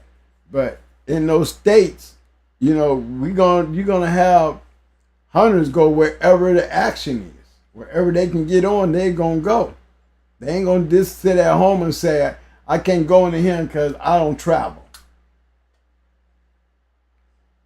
Well, if you want to do it, then we don't have no problem traveling into you.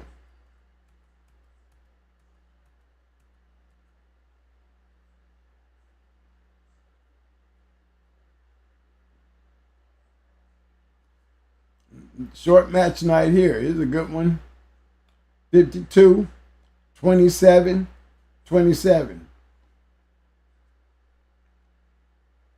You know, some little dogs, and them little dogs, the bigger they get, you know, you get a little bit more work time out of them. You know what I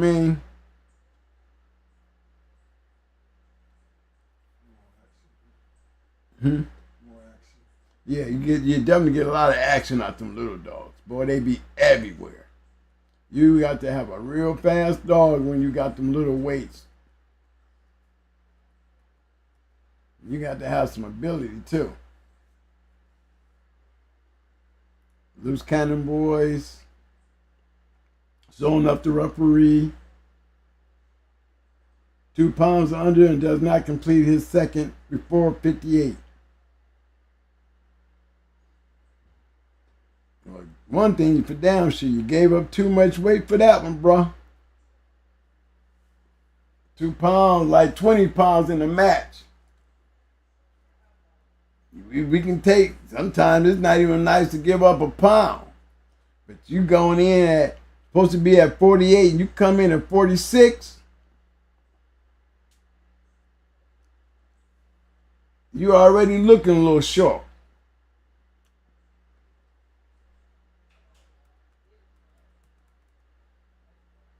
Let's see, Brooklyn Knights, that's another one. Desert Rats. Pretty Boy by DOK, Grand Champion. Virgil does not go at 130. Top 10's Wrangler won that one at 1 hour and 30. Osama going into Marvel's Little Rascal, another 48. Big Dogs.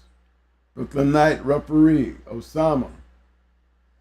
Now, Brooklyn Knights is old Sonny Mean Street for those who don't know. Remember Sonny Mean Street used to sell that, what was that, Kabluterol?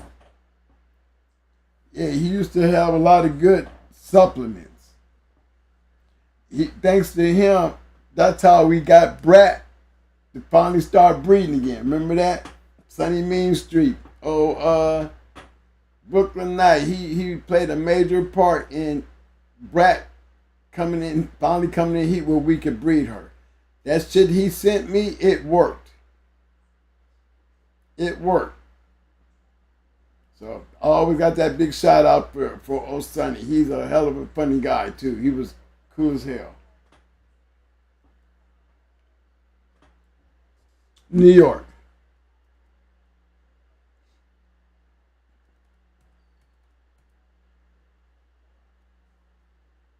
I'm just sliding through here, y'all. I'm just sliding down. Let's see, Champion from the Metro Boys breeding. Chiquila from Champion Nico Jr. Eli Cross is picked up in 27.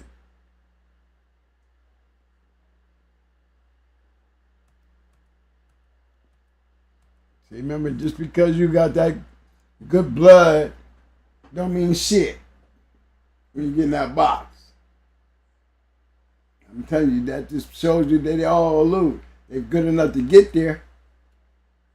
They're good enough to get there. So you see some of these good names, great names, when when we showing pedigrees, we just showing you all the, that shit. But just because you got that blood don't mean you're gonna automatically win. Well, you got a great chance of winning. Well, you come to that conclusion when you decide to match the dog.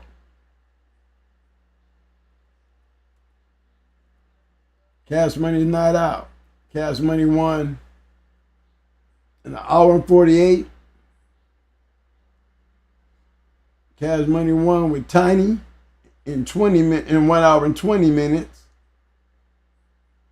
The Texas Boys beat Cash Money Capone, 2-time winner going for his championship, is picked up in 1 hour and 40.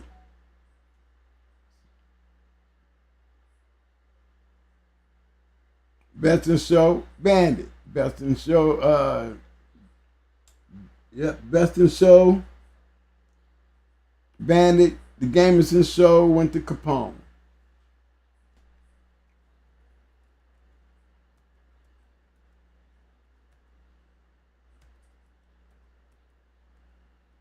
So, as you go through these matches and shit, and you see these dogs, and you pick up those pedigrees. Look, Jeep, Nigga, Reno, Red Boy. You hear guys bragging about these bloodlines all the time. But you can see that it doesn't matter. Buck Day. Let's see, Newsom, Kennels, Bucky Day. definitely got some Stone City. I can bet you that. These is Puerto Ricans right here. Definitely. Disaster Kennels, yes sir. Bucket Dead, 2-time winner by Stone City. Red Buck. New Sums, Little Sue. Molly, a 1-time winner from Yellow whatever.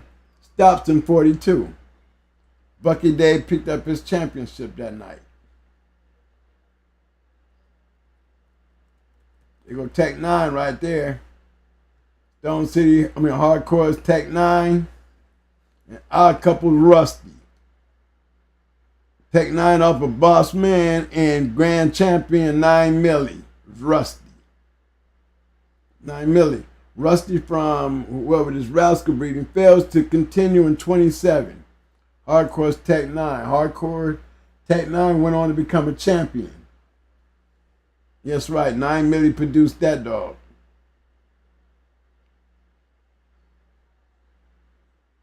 Let's see. Billy Bob off of champion Billy wins.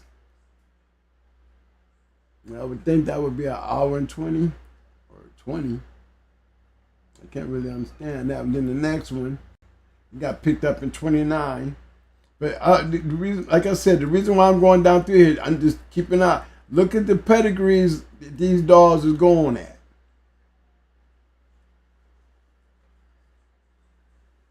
Jihad, the referee to this match here. Drink water out of ouch Billy. Billy stops in 15. Bullet stops in 15 minutes. Jihad's buck against Urban Wolves. This dog gets picked up in 21 minutes. Jihad, winner.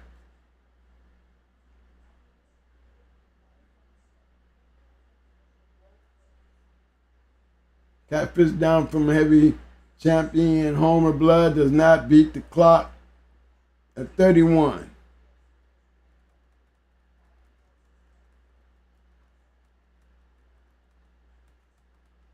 I guess these is breedings. Let's see what this shit is here. Yellow Man.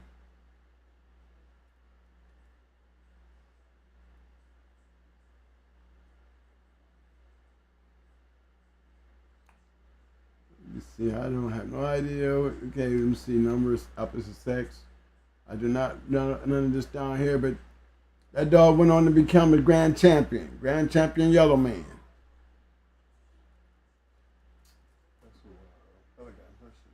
Mm-hmm. She's double bred Yellow Man.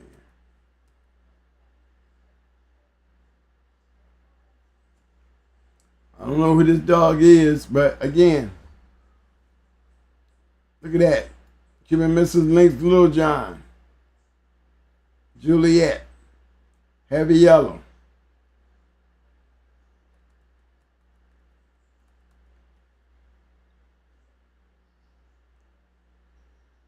I'm started trying to understand this shit, y'all. I don't know how it came to me, but this is how I got it.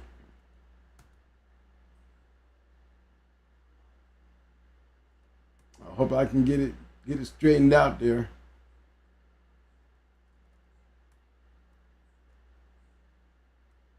I don't know what none of this shit is. It's just trash. Hmm? Send it to you? Okay.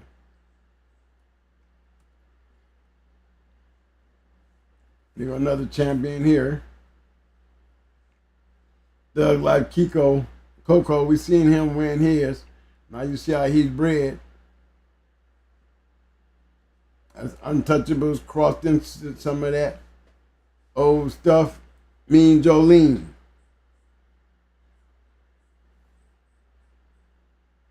I guess these are the actual winners, the dogs that they beat down here with the time. Let me see if Mike say he's gonna fix this up. Johnson & Johnson's Comanche. First two matches with Latin Connection.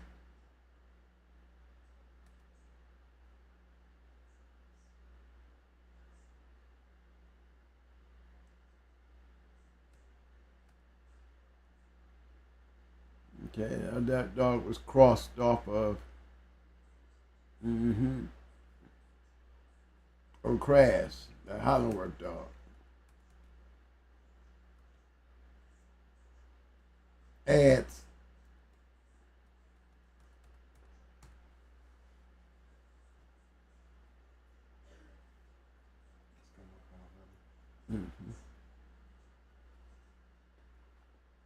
Yeah, man. I just went down through there because, man, we was talking about winners tonight. A main piece of that puzzle to me was, being able to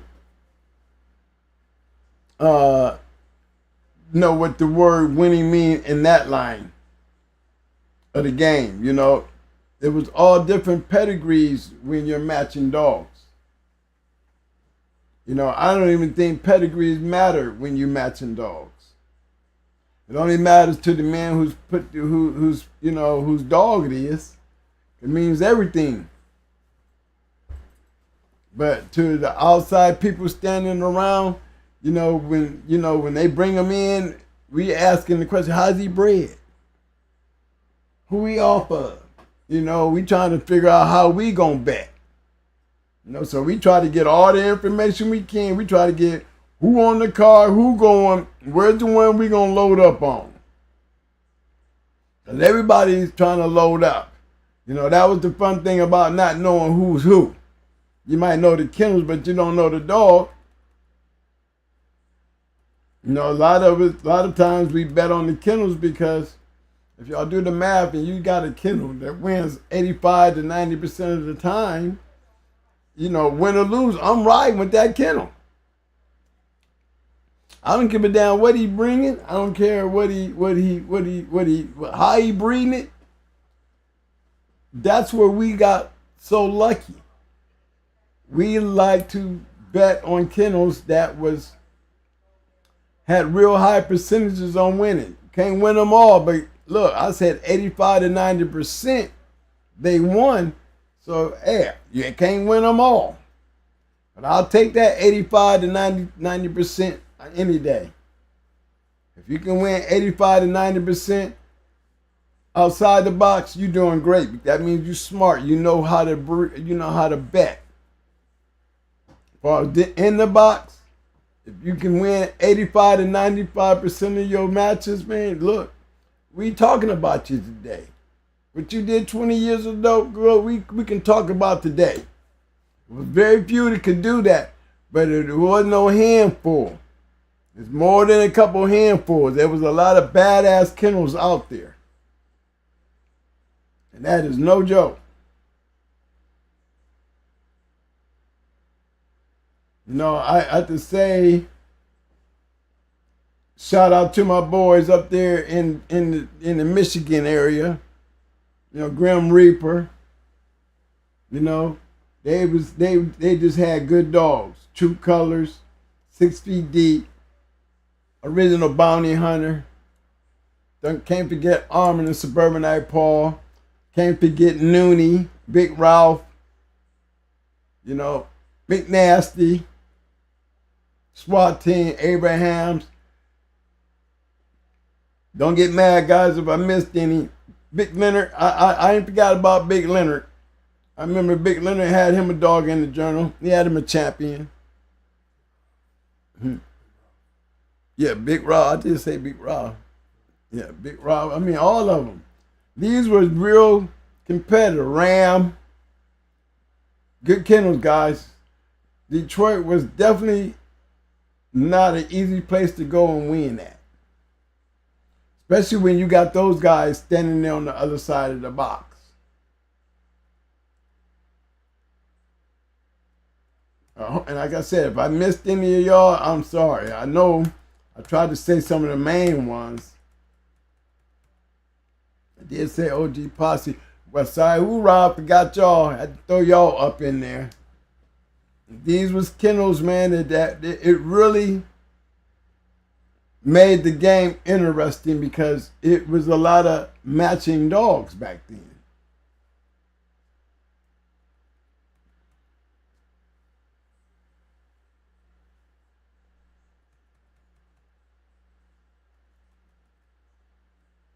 So when it comes to winning, and even in your times now, all I can say is, a lot of us bred our dogs for the purpose of winning. I mean, why are we feeding all these dogs if we're not winning? Why are we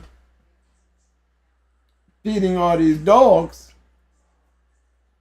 and can't even make it to the box? That used to be some questions that, a lot of young guys, when they was trying to get on our bandwagon, twin. What I need to do. I can't seem to get there. Well, how many dogs you got? 20? And out of them 20 dogs, you can't get there? Then you need to take every one of them dogs and get rid of them and start over. Stop trying to build off some garbage. You can't take garbage and try to fix it up. It's still going to stink. And I don't care. It's not going to ever be consistent for you. So many pride here. I can't do it on the screen. Pride will keep you trying to build something with nothing. You got to be willing to let it go. Because in my time, I've seen a lot of guys that had dogs and never could make it to the box. And even when they was letting these dogs out to other people, they was good dogs, but they weren't caliber dogs. That's where they was falling short at anyway. It wasn't like they was feeding garbage. They just wasn't feeding the proper caliber of dogs. You look good on the yard. You roll good on the yard. You probably got some interesting eyes on the yard. But even when you sold your shit off the yard, it still couldn't win. It made it there, but you still couldn't get over that hump to win because they're not the caliber that belongs out there in the fast lane. There's a lot of guys that we can sit there in that chat room, been doing dogs for years, and you'll never be able to pick up a journal and find them nowhere.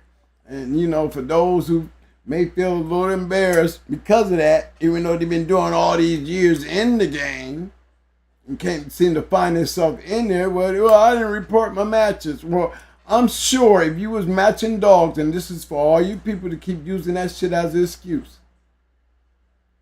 If you matching dogs in the fast lane somewhere and you ain't reporting your matches and you really putting yourself out there and you really matching dogs, you're going to run into a real dog man.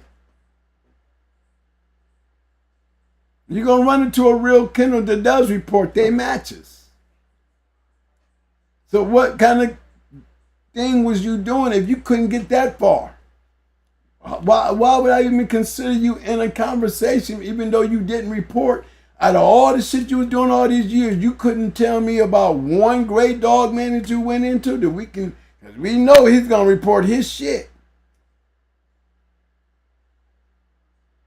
And so many of those conversations are accepted today. It's like that, that way of getting around the fact that you wasn't doing shit or you didn't have shit. You're quick to jump up and say, I did a lot of dogs, or I had a lot of dogs, and I had these dogs. But in true reality, you don't report your matches. No, we ain't got no problem with that. I ain't going to call you no liar. But who the hell was you matching into? You wasn't matching into none of these great dog people out here. That's the part that I don't get. That's the part that I don't get. You're going to be out there long enough and you really out there doing something, you're going to run into some hunters because that's what they do. They hunt. There's no way in the world you're going to put yourself in, you want to be injected into a conversation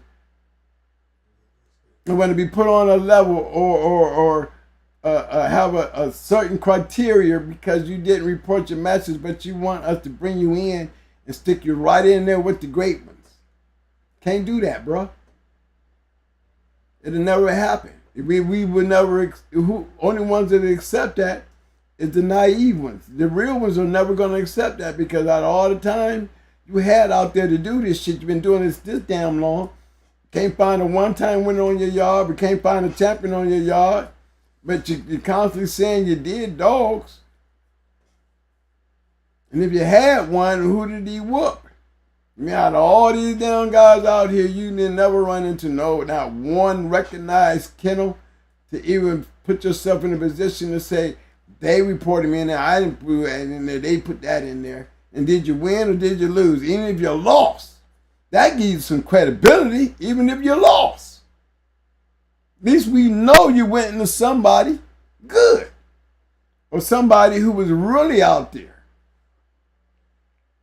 So I am definitely one of those guys that feels like if you didn't report your matches, we ain't gonna blame it on you. It's not your fault. We don't, I don't have nothing against guys that didn't report their matches. But you can't come around 20 years later and say you had 20 dogs, your shit was bad as hell, and just because, we report our matches and you didn't, you know what I'm saying, and you want to use that as your reasoning, which is understandable, but there's a problem with that.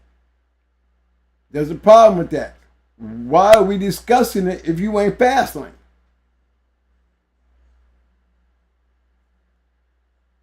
You can't say you fast lane. You can't say you're fast lane. And does fast lane make a difference? Hell yeah, it makes a difference. Because what caliber of dogs are you fucking with? What kind of caliber of dogs are you going into that nobody seems to know? That nobody seems to know that you had these 20, 30 dogs and you did this shit down there 30, 40 years and what was your caliber of dog? Not saying that you wasn't doing them. I ain't saying that you wasn't matching them. I'm just asking a question that's real logical during a time there was so many guys out here matching dogs. Half of those guys was out there that's matching in these damn things. You wouldn't know half of them. Now, why can they do it and you can't?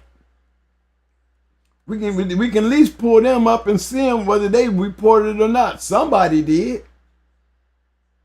Right? A lot of these matches, y'all, we don't even know these people. Rock steady. So in the hole. Barrow Boys. Ohio versus Michigan show.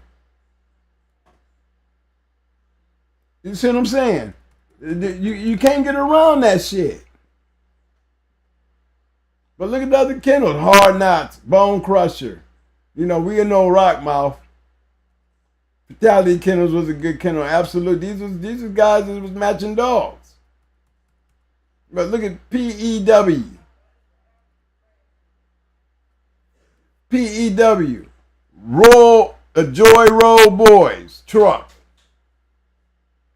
Referee Motown Legends. Truck one-time winner Kingfish. Junior handled and conditioned by Country. From a Flash Miss Lena breeding. He wins in 23 minutes. Look at Junior. Junior won. P&W. Joe Roy Boys. P&W won another match. Y'all don't know these dudes, but you see, we know True Colors. We know Strangler from Flash. You know Flash, Grand Champion Flash.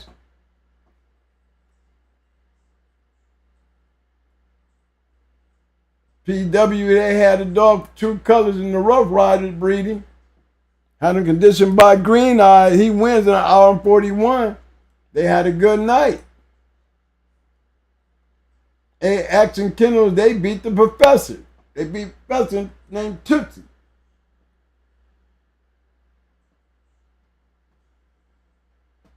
Payback from the Frisco breeding. Tootsie, a 3-time winner, comes over and stops in 50 minutes. Old Professor come with a damn champion up there to Michigan and get his ass stopped. But he was a good kennel to win. Best in show, PEW. We don't know them. But we know True Colors. We know Ram. We know Flash. See, that's the kind of person that say, I don't report my matches, but they got reported. You might fall back in the woods and never do another dog that got reported. But at least we see you one time. We see you a couple times. We know you're matching into the fast lane because those guys, them is fast lane names in that. In every one of these is fast lane names.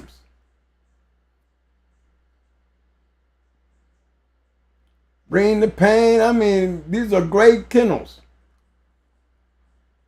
Why can we call them great kennels?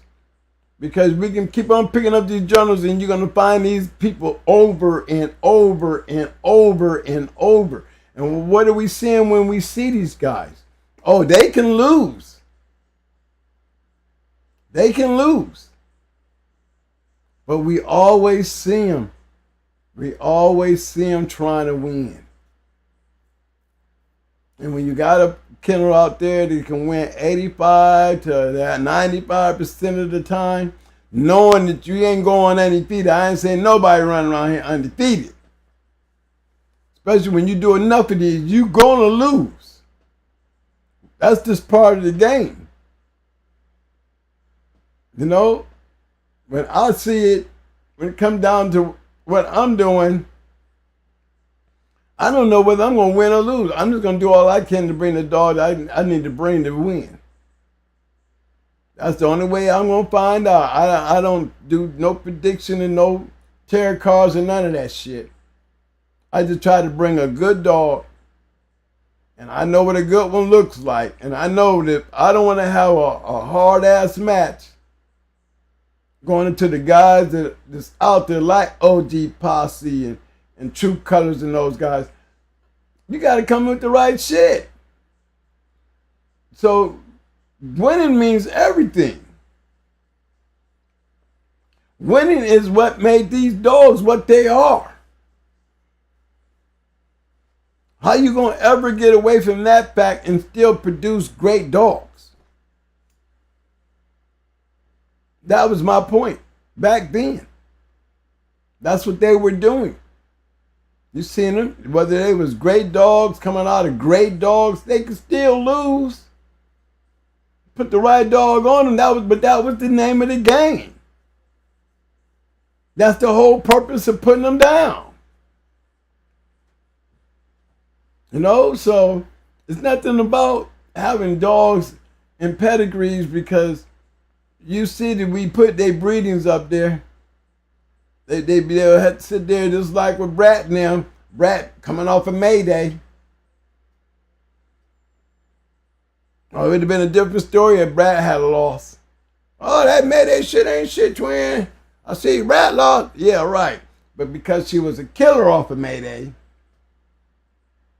you know? Because she was a killer off of Mayday. Where Mayday got a lot of pub off of that.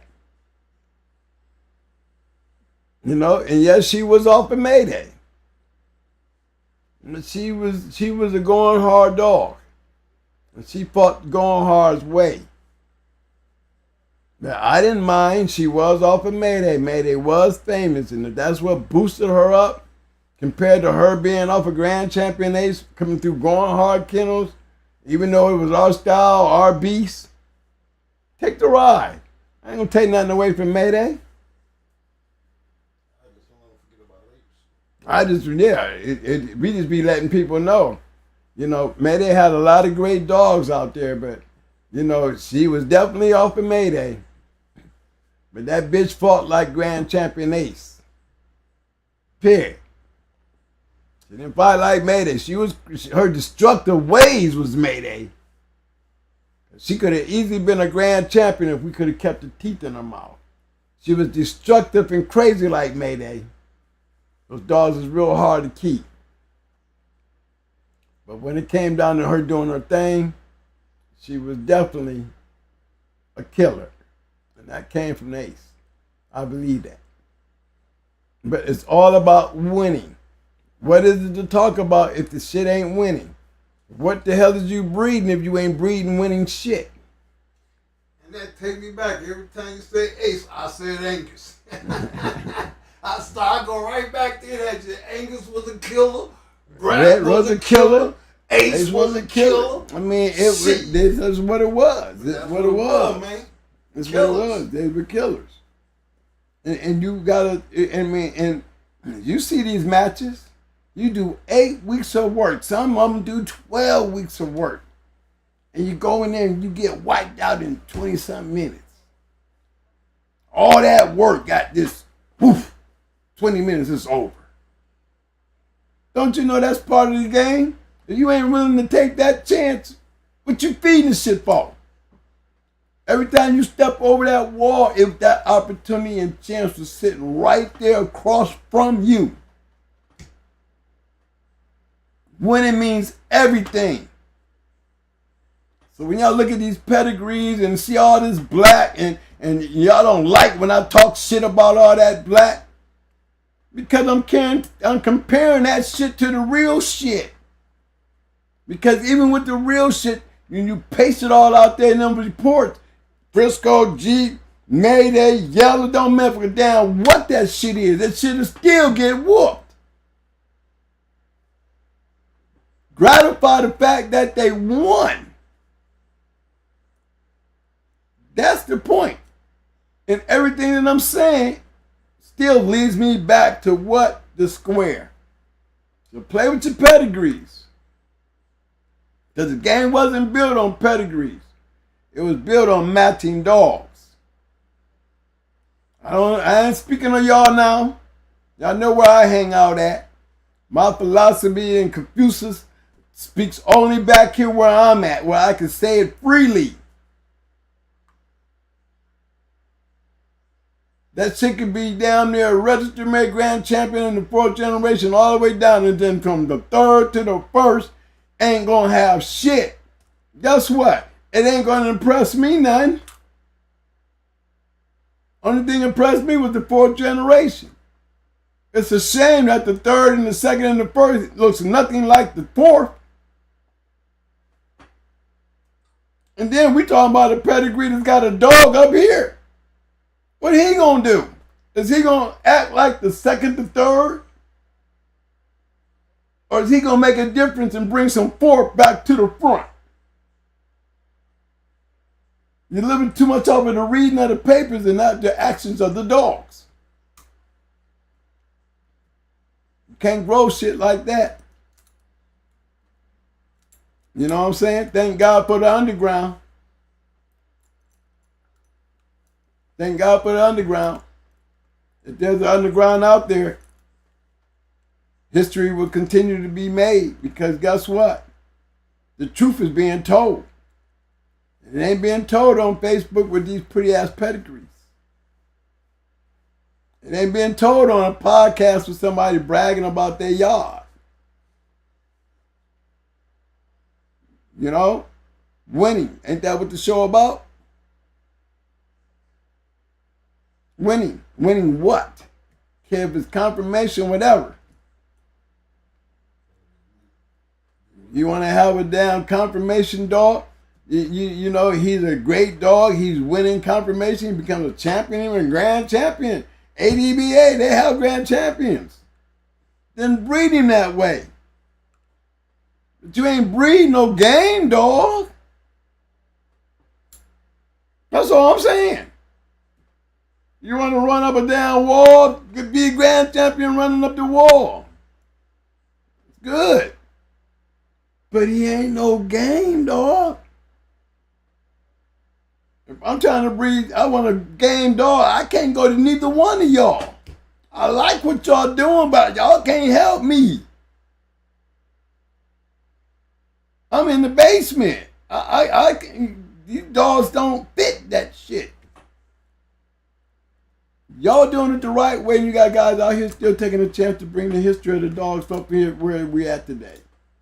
They take that chance, they get busted, they go into jail, their dog gets killed off. That's just how the shit go. But they are the ones taking the chance.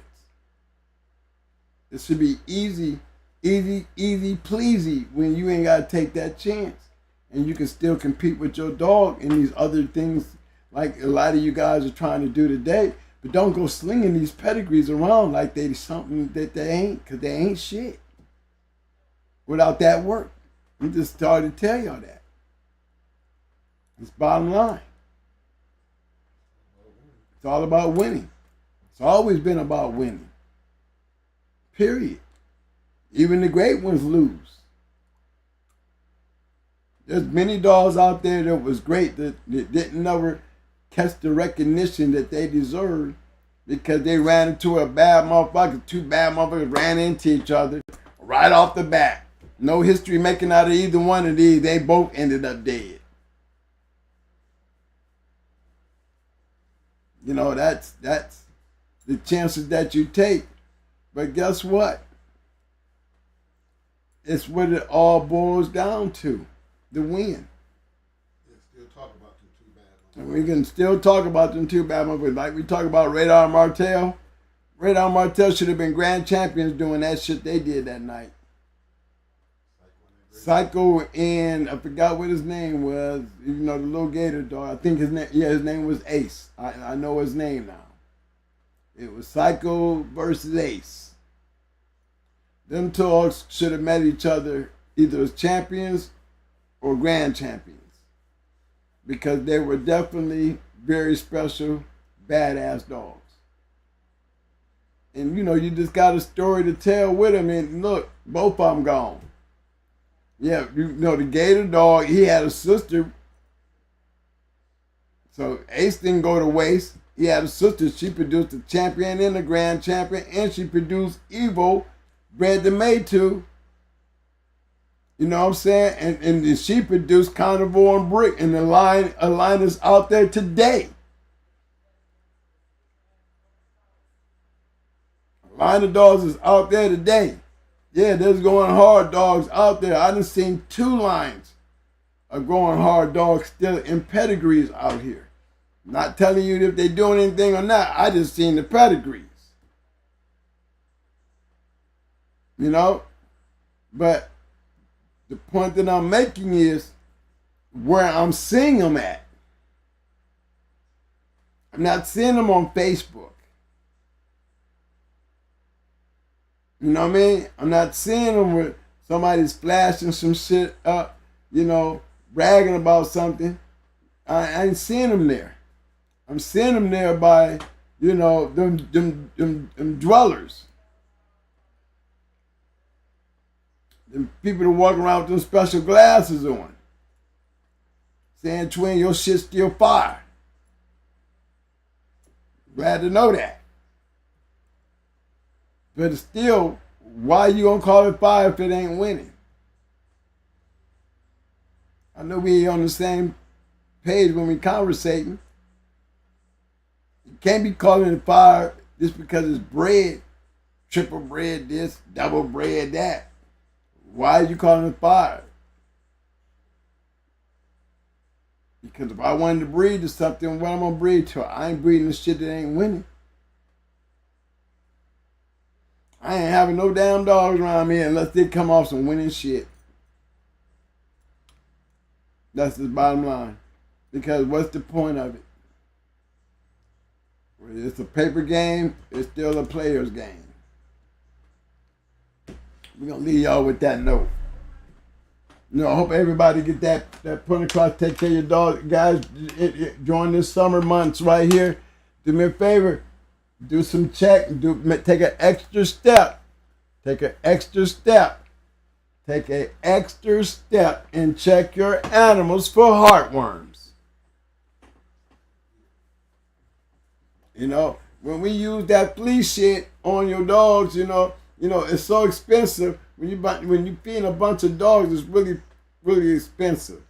But people, if you get the permethane 36.88%, if you get that and you get you some mineral oil, and get your 55-gallon drum with a lid on it, one of them old buckets we use for a dog house, fill that shit up with some permethane. Once a month, take your dogs and just drop their ass down in that damn bucket. String them out. I can guarantee you, 1, you ain't gonna worry about no fleas. And 2, you ain't gonna worry about them damn skeeters or those flies. And it's the cheapest way to deal with a yard when you got a bunch of dogs. You can't tell me you can't get a 55-gallon drum. Half your dog houses is made out of that shit. Just get one that you can keep the top on, man, and mix that shit and dip your dogs in that shit. Cover that dog's eyes and then and put that shit everywhere you can, because mineral oil don't evaporate. It's gonna take care of your flea problem, and it's gonna take care of your mosquito problem and your fly problem. But you gotta take the steps.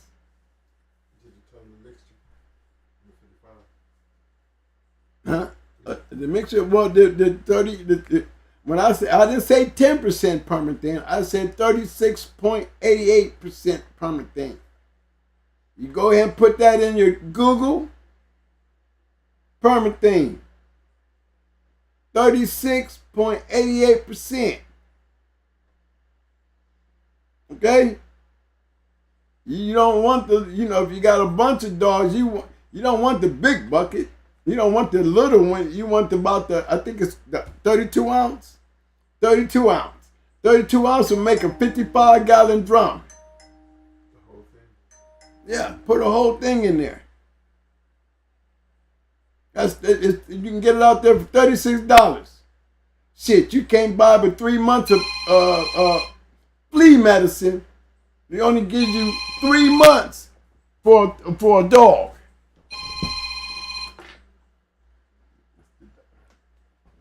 You know what I'm saying? 3 months. $36. I'm telling you to buy this shit here and mix it up in a 55-gallon drum of water, and you will find out that, hey, this is better than buying Frontline. This is better than buying Advantage. Better than popping a pill. Give me that and some Ivermectin. I got a clean yard. Might get wet. And that permathene's strong as shit. But guess what? I said take their ass and drop them down in there. Baptize them. Keep that bucket full. That barrel full. And you will not have ant problems. Your ants, you spray your dogs with that shit. If you got a nice sprayer, just go around and spray. If you got fleas, you want to take that yard and spray a little water. Damp the sand. Damp the dirt. Put a little water on it. Don't drench it, because you're gonna be spraying that permethane mixed with water anyway. You know them little things you connect your water hose to. You get one of them containers. I'll tell you how I got mine. I went to the store, bought me one. The medicine that you buy in the store, to spray your yard. I went and I treated my yard with that shit just to get the bottle. That's all I wanted it for. But I'm going to use what I bought. So I'm going to make sure. But all I wanted was to be able to screw this thing onto my water hose and put my shit in there. I'm using permethane and mineral oil. I'm pouring my whole thing of permethane in there. Half and half. I'm filling half of it with permethane, and I'm filling the other half up with mineral oil, and I'm connecting it to the water hose. And I'm treating my yard with that shit. Before you spread that shit out there, go down the yard. Wet that damn dirt. So when you come back in there with that permethane and mineral oil, spreading it in with that water, remember mineral oil, it ain't going to evaporate, so it's going to poison the dirt and everything around it. Ain't no ants, no mosquitoes, no flies, ain't nothing going to be around it. Just the smell going to have that shit like it's been nuked. That's what I call it. I nuked my yard. I'm telling you, I used to I'd go to an ant mine and spray some permethane on a big ass ant mine. And sit there and come back. 5 minutes later, they running around there wiggling on their stomach. The damn feet them burnt off. Yeah. Come back 20 minutes, you don't see none of them. Where they go? Go back out there a whole week later, where they at? I mean, they don't never come back. The ground is no good for them. is ruined. Anything that's crawling stops crawling in that dirt. You shouldn't have to do that no more than 90 days, but you dip your yard like you give your dog the permanent thing, like you give your dog the advantage. You know, they be out here putting flea collars and all that shit costs money. I just told y'all the cheapest way to maintain your yard, to maintain the flies, to maintain the mosquitoes. I would make sure you don't have to deal with heartworms. So if your dog is great, you ain't got to worry about having a X on his shit because he's got a heartworm, but he's still a good dog. So fuck it, let's go try him. And then when his ass get out there and get tired and keep running hot on your ass, and you can't wonder why you can't get no air in him, guess what? That's why. Guarantee you go over to the vet and ask him to check your dog for heartworms. Don't give me no blood count. I need to know if he's got heartworms. He's going to come back and tell you you got heartworms. So now I got a great dog with heartworms, and it's just not, you can test it if you want to, but you're taking a chance on losing the match in your dog because you're matching your dog with heartworms. And if you're getting treated, yeah, you're going to get rid of the heartworms, but the vet is definitely going to tell you there's going to be damage to the heart, one, from the heartworms, and two, from the arsenic that they put in to treat the dog for the heartworms. It's going to have him fucked up too. So either way, it's a sour note. You take the chance. After that, anyway, and he lose, then you look at the things that you did.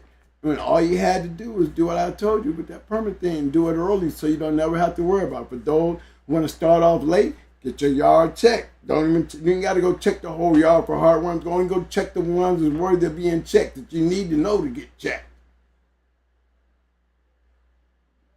Because all that interferes with your capability to win. Everything outside of that gives you the opportunity and the chance to lose. You want to have all checks checked off. You want to be able to maintain your yard with little bit of headaches. Taking care of the yard is really the most important thing before you can start winning. You got to have a yard that's worthy and healthy enough to win. Some dogs can do it under the most worstest conditions. But that's not all dogs. I said some. You ain't going to have no record with 85 and 95% winning record with that type of attitude, with that some shit. You're going to have to have a whole bunch of some. And ain't none never been that good. Whole yard full of dogs got heartworms and they all winning. You tell me somebody out there that could say that and do that. All right, Mike. Big shout out to my man Zachariah23 coming in with a 5-piece. He got 2 questions. How old was Timex and Satan in the kennel together when you got Timex? It was 2 years old. Going on 3. He was Timex, Satan, and the sister, the mother of BJ and Charlie. All 3 of them was in there, and they would eat your ass up. They was like guard dogs. They was in the pen together. Yes, BJ, the sister, and Timex. I was waiting when we got them the same day. BJ, what, Satan in there? I said Satan, Timex, and their little May sister, the mother to BJ and Charlie. They was 3 of those dogs in the cage together, running around in a gate, and would eat your ass up. They was like guard dogs. So yeah, I've seen that shit before. So somebody say, well, you know, that's the first time I saw some great dogs together. So Satan was a badass, Timex was too, and the little May sister, she won 2, lost going for number 3. It was a great dog, but she still produced BJ and Charlie.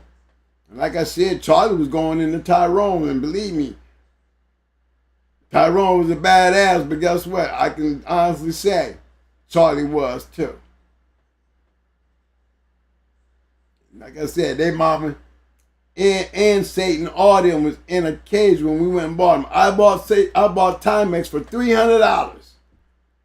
and Bush bought Satan for $350. And he gave Bush the bitch. He was supposed to bring the bitch back after he got some breedings when he went out there and matched the bitch 3 times. And bred her, and man didn't never get his dog back. That's what you get fucking with a rat.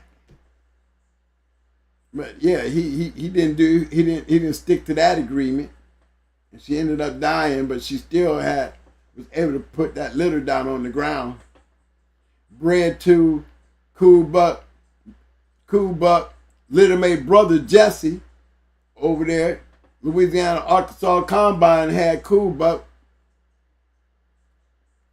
We used a litter mate brother and bred to that damn Satan shit, and that's where BJ and Charlie come from. That's why we all know each other. Okay, and other question was, and what insight can I give on Malik and Grand Champion IBM? Inside news. I mean, you know how you have a album that, you know, a new artist that comes out, you know what I'm saying, and he's new to the area or he's new to the scene, and you come in with this big ass splash. I mean, IBM got famous to me. He was already a good dog, great dog, but when he beat Nico, you know, that put him on a different up here. That's what made IBM legendary. Malik was a good dude, but you cannot. He wasn't a kennel. All we can talk about when we talk about Malik is IBM. That's it. You just called him one-hit wonders, but that one-hit wonder can make you legendary. That's for damn sure, because he became a legendary dog. And Malik came along right along with him. Grand champion IBM. You know, and what better way to come in with one dog to get you a grand championship. Grand championship means a lot, and to beat a great dog like Nico too, whether, you know, the odds was in your favor to do so, either way. But not much after that. Don't take nothing away from IBM and Malik. But they are definitely, you know, part of history. You're gonna hear, I mean, anybody got any other names, you know, other than IBM? Malik had some decent dogs, but he didn't have nothing like IBM. I remember it. Jesse still went on to produce a whole lot more of the fact that he beat. I mean, yeah, Nico was, yeah, he beat Nico, but Nico was, he's a major factor in the Stone City Dogs. He produced great dogs. His bloodline is still out there to this day. And like I said, regardless of how great your shit is, it can't lose. You get the right dog on his ass. Shit, I saw Buster lose the Yellow Buck, and Buster was whooping champions. Got over to Puerto Rico and lost the Yellow Buck. It wasn't no long match. It was a great match, but it wasn't no long one. Any more questions? Somebody knew something. He must have been from Ohio. He said Timex. Zachariah 23. Zachariah 23, you said Timex. And then you said them about the fence. And you know who told us on to that? Daryl Down. Daryl Down was the one that had right hand man. He's the one that told us about Mr. Klein. He was the one that told us about Mr. Klein. Yeah, we used to run with BLB.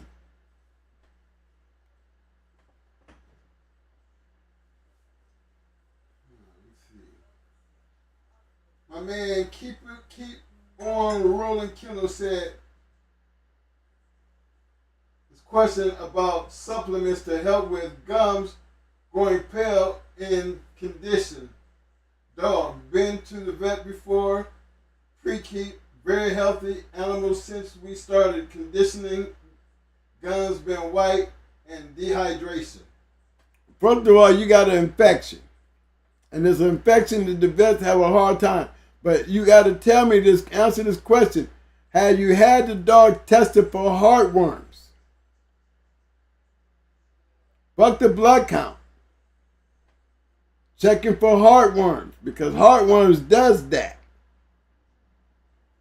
If you got a problem with that, look, here's a little secret for you guys. Read up on KO, Kale. That's all I'm going to say, Kale. DMG B15. If you're dealing with a dog that got white gums, you have an infection. Your white blood count is up. Dehydration. Sounds like a problem. Because how in the world can you have a dog in a, if you got a dog and keeping, and I'm getting dehydrated, that means I'm not getting enough water. That means he's not drinking water and you're not feeding his water and his food. I can get with the white gums. But the dehydration, with the white gums, and you feel like you're getting him enough water, then your dog is sick. Pay the forfeit and go home. Don't try to make something work or you're going to lose all the way around.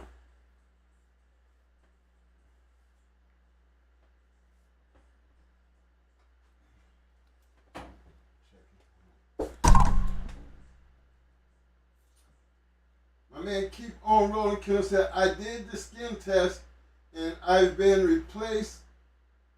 Everything I take out of her with adding extra energy to the feed bowl and water more and everything. What other things can I try?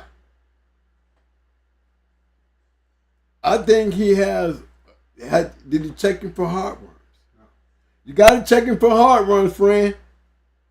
You got to take your dog and get him checked for heartworms.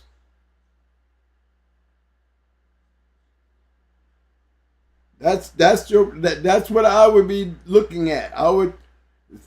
That would be the next thing I would try. But look into the Kale, the kale. Kale, B15. You look at those two things right there. Do a research on, they call it DMG or B15 powder. That and kale. Vitamin K should always be a part of the diet. But do your research on that right there, and then you'll know how to implement that into your keep, where you don't have to worry about such things as that. But when the dog has gums and he's being worked, that means he's being stressed. He's being stressed. I mean, it sounds like he has heartworms. If he doesn't have heartworms, and you didn't say he was losing weight, and you didn't say it wasn't keeping weight. Because babesia does that too. It's a slow killer. The more you work your dog, the sicker your dog get. That's another sign of babesia. So there's be two things before I go losing my money and losing my dog. I would be going to the vet, getting checked for heartworms and getting checked for any strain of babesia. But that white gums and that dehydration, your dog is sick. And you shouldn't be working. You should be stopping all that, because that's what's making it worse. I hate to tell you that, but sometimes you got to fall back, baby. I want to give a big shout out to my man Buck City. I'm sorry, Buck, I didn't get a chance to holler at you. No. But glad to see you out there hanging out. Another big shout out to my brother out there walking down Ram, big stepping in the house. What's up, fellas? Appreciate the love, fam. My man T Red Boy Rascal, I see you, fam. Big shout out to everybody, but I had to shout out to my two brothers out there. I got to make sure I shout them out, because every time I'm hanging out with them, they shout me out. So again, big shout out to you, Buck City, and big shout out to you, Ram. What's up, fam? All right, fellas, y'all know what time it is. 55 of y'all in here. Look, I only need 20 to damn it get me some damn roses and thumbs up. But before we get out of here, look, fellas, I think we are like 40 away from having 3,000 subscribers. Looking forward to doing that. I'm pretty sure we'll probably make it in the next couple months. But if you haven't already subscribed, don't forget to subscribe to the channel. To all my viewers who watch this video after the fact, don't forget to hit the subscribe button. If you haven't already done so, please help us get to that 3,000 mark. Because we're getting off damn close. I think we had, I think we need like 45. No, we had 65. So that's what, about 30 something? 35. 35. We need 35 more subscribers to hit 3,000. To hit 3,000, yes, sir. I think that's pretty good. Another good thing, don't forget to keep hitting that like button. That's always a must. Y'all see, if you put up a super chat, you're going to get your questions asked. I'm sorry, fellas. I don't always sit here and see your question and don't ask the question because I hate to interrupt Mo when he's talking, because if I interrupt him, the problem is he always forgets and he never goes back to what he was talking about. You know, that was the complaint, and I told him I would stop doing that. But if you super chat, I will stop and do that for you, because at that point you're worthy of the conversation.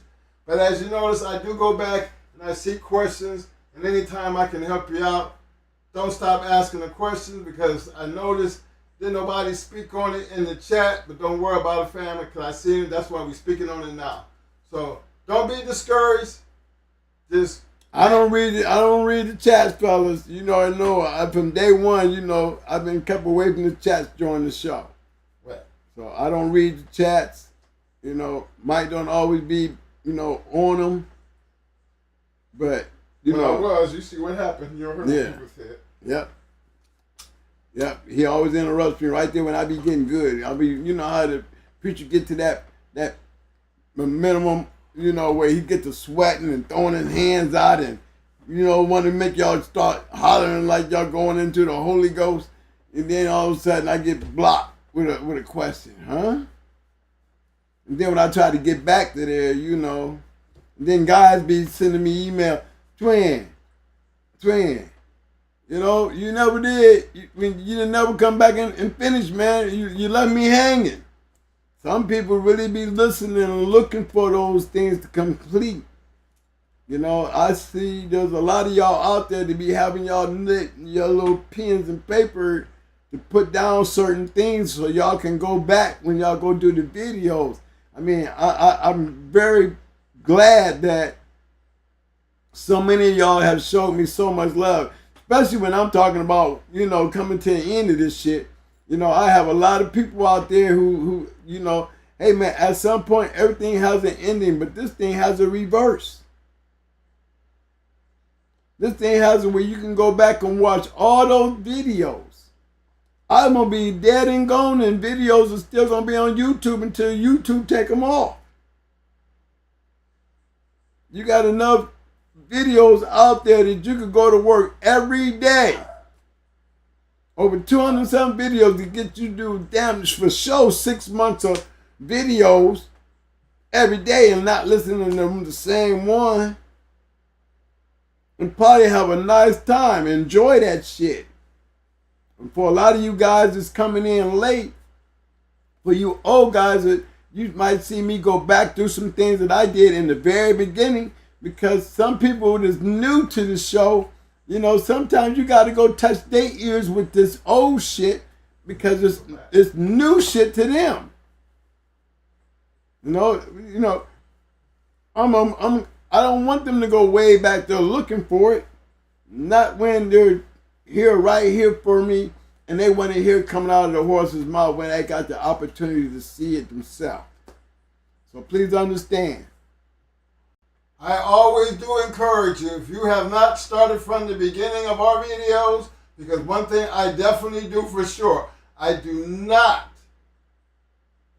really do not try to repeat anything. I refuse to. I might speak on a couple things certain times, but some of that stuff is just always going to be a part of the conversation because it's always going to be implemented in what we've done. And he tries to push certain issues across. But you don't get the full impact of these shows until you go back and you start, because they are actually been done in a chronicle order for you to completely understand. You cannot skip over shit. There's a way it needs to be done, and the way we started this out, we put it out there just like that in a chronicle order. To the point now, we're just touching on the simple things like winning. You know? So, again, it does not hurt to go back because there's a lot of jewels out there. So, while we get ready to close this out, I'm going to make sure that everybody understand that I need y'all's help. We got a birthday coming up here June 1st. I don't know when's our birthday on what? What's our birthday on? I don't know the date. Our birthday is June 1st, though. Well, I know it's June 1st. I don't know if I know Monday is, no. Hopefully it'll be by next Friday. But in any case, I need y'all to help us celebrate at least this holiday weekend by just showing some love and giving them damn thumbs up, thumbs up, thumbs up, thumbs up. Muscles, muscles, muscles. Now show your love and give me some damn roses. Roses. Come on now. Come on. Give me them damn roses. Show the love, fellas. Show the love.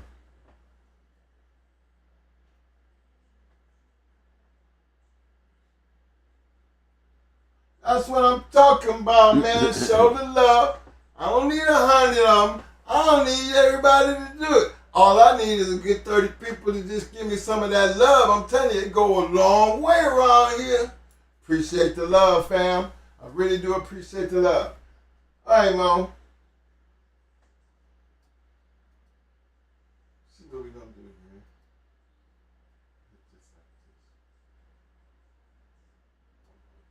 here. Just remember, guys. Just remember, man. History is part of it. This is all about the history.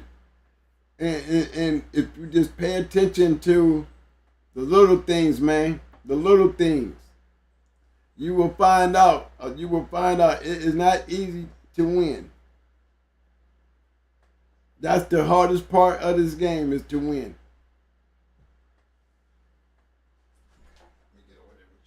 Got you, B. It's always a pleasure and a privilege when you do, baby. Yes, sir, yes, sir, yes, sir. Look, remember I told y'all earlier about winning? Always be humble. Always be humble. Because a person that can win humbly, you have a lot of friends. You have a lot of friends because they respect you, and you actually get more people to see that you're approachable because of your humbleness. You know, that is so important in this game because it actually got us a long way. Mm-hmm. You know, every once in a while, I got out of whack. You know what I mean? But it never had anything to do with being humble. Always had something to do with, disrespect. And don't do disrespect well. A loss is a loss, but if you can't handle a loss, then 2 losses in a night gonna really make you feel bad. But always be humble with the win. Other thing is, hey, we got a birthday coming up.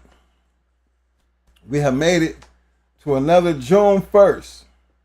And please understand, we might not be able to be, you never know when that next one might come along. We just be glad that we made it this far. We have lost a lot of friends that was younger than us. I mean, good friends, good people that you would think I'd have been long gone before they would be long gone. So I'm going to tell you, tomorrow is never promised. That's why you got to take advantage of the life that you have. Because we sure the hell do. So as we get ready to celebrate our 63rd birthday, hoorah, hoorah! And big shout out to all my brothers and my military family as we take this time to represent them on their special day. I think everybody should show homage to that simply because time gonna come that you're gonna be where we at. And what would you be willing to give up as your legacy that you can leave behind? Because that's what the most important thing for us is. Being able to take what was given to us and pass it forward. You know, and the thing about that is, it's amazing how a lot of people might hate on that, but if it's something that you hold to your heart, it's not going to really matter what people think. And that's why I give a big shout out to all my boys who hold strong. We all might have our disagreements, but disagreements don't make the person. The person makes the disagreements. You know what I'm saying? Because they have their own way of how you want to deal with it. But if something stops you from moving forward, then you were never meant to be running the show any damn way. So big ups to all my peeps. Big ups to all my people in the Shark Tank. Big ups to all my boys out there. Buck City, PBK, Roster Man, you know, the list. J-Bo! J-Bo! J-Bo, congratulations. Where my pictures at, man? J-Bo, you got my number too. Gotta hang out with my boy Fat Bill, Mr. Garcia, a.k.a. Always. Schoolboy, my man Bakari, you know, all the time, fam. I mean, all 7, my 8. All my dwellers, what's up, baby? All my basement dwellers, you know what I mean? I'm coming out with some new glasses, man. They got beamers on them, baby. Night vision with beamers, baby. You know, so keep your eye out, so you can keep your eye on the prize. Make your target a little bit better to see through. You know what I'm saying? But that's the important thing about moving forward, fellas. Respect life while you got it, because you never promised tomorrow. But until then, we're going to keep doing what we're doing, because we know we always. I mean, damn it, you see it right there. There ain't no secret. Show them, Mo. I got to put mine on. All right. Yeah, I got to go in like this. Yeah. We always scratch the win, baby. Yes, sir. The love, man. Yes, sir. Love y'all, man. Y'all Shark stay Tank. safe. I see y'all. Y'all stay safe. Hey, y'all man. know the gear's still available. All you got to do is go over there and hit the little link up there. Go check out some shit at the store. I mean, going in, I'm going to be, again, we got the gear together. We're going to get out these other orders, and then, you know, we're going to work it from there. But everything. Oh, yeah, we got the gear, y'all. We just got to put the stuff on the gear. Yeah. Boxes of that Boxes of the shit. But, again, we ain't the youngest people in the crew no more. You know? And just dealing with families and dealing with just what we deal with. Man, I'd be glad to get home and lay down, sit down and watch TV and don't have to worry about nothing. But, you know, until that time comes, we still got to get out there and do what we got to do. And even with our same old conditions and shit. But that's what the S2W is all about. Don't let nothing get you down that you can't get back up on. Because that's what Gamers is all about. The Gamers motherfucker going to be the one that fall down hard and get back up and keep scratching. That's what I call game. Call me Tommy Boy. Yeah. I got to admit, one of the I'm Tommy Boy. One of the gamer scratches I've ever seen outside of that Martell one. Well, that Tommy Boy. Tommy Boy that was the one. That was the greatest scratch I ever seen. For real, for real. I mean, I thought Martell was a badass scratch, but that Tommy Boy, woo! I mean, she fell down 4 times, and then did the alligator from the bottom with nothing. 2 flat tires. I mean, they was flat too, y'all. She was on her chest. Got it right there and just, but she never moved another minute after that. That's what I mean. That's what a game dog looked like. I seen one. So that's how I'm going. I'm riding out like that. I can add that to the dogs, the Marine Corps family, everything that built, that nurtured me to be the bulldog. you know. And no, fellas, I'm not always the mean one. They call me mean. Jay Bonham said, I heard him and Fat Bill in that conversation. One of us is a mean son of a bitch. I'm hoping that's you. You know, because I'm not the mean one. I'm pretty damn nice about my shit because I don't really say shit. You know, but the fact is, fellas, keep it moving. Don't talk about it. Be about it, baby. We out. See y'all, man, Tuesday, fellas. Anybody got any questions? You know what the email it is. It's going hard. Kennels Reloaded at gmail.com.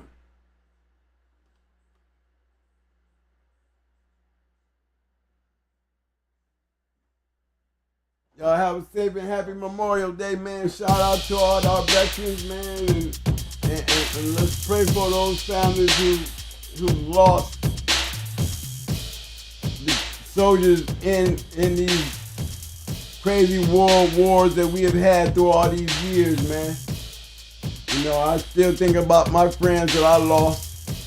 You know what I mean? Big shout out. Big shout out. That's what Memorial Day is for, that time out to think about those special people, man. So I'm gonna get that, I'm gonna lay that on the line for everybody.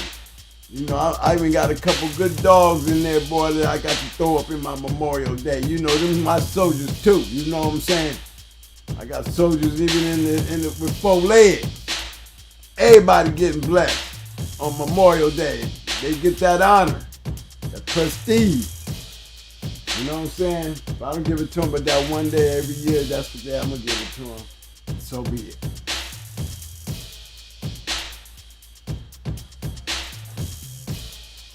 The dog of the day is the Shark Tank. The dog of the day is the Shark Tank.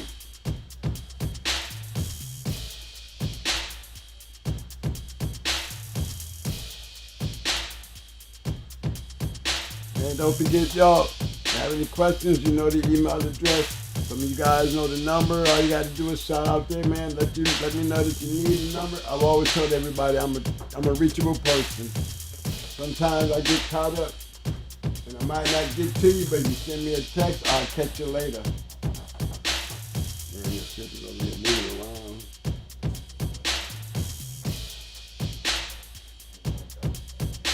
All right, fellas, we out. Children, man, much love, fam. Always.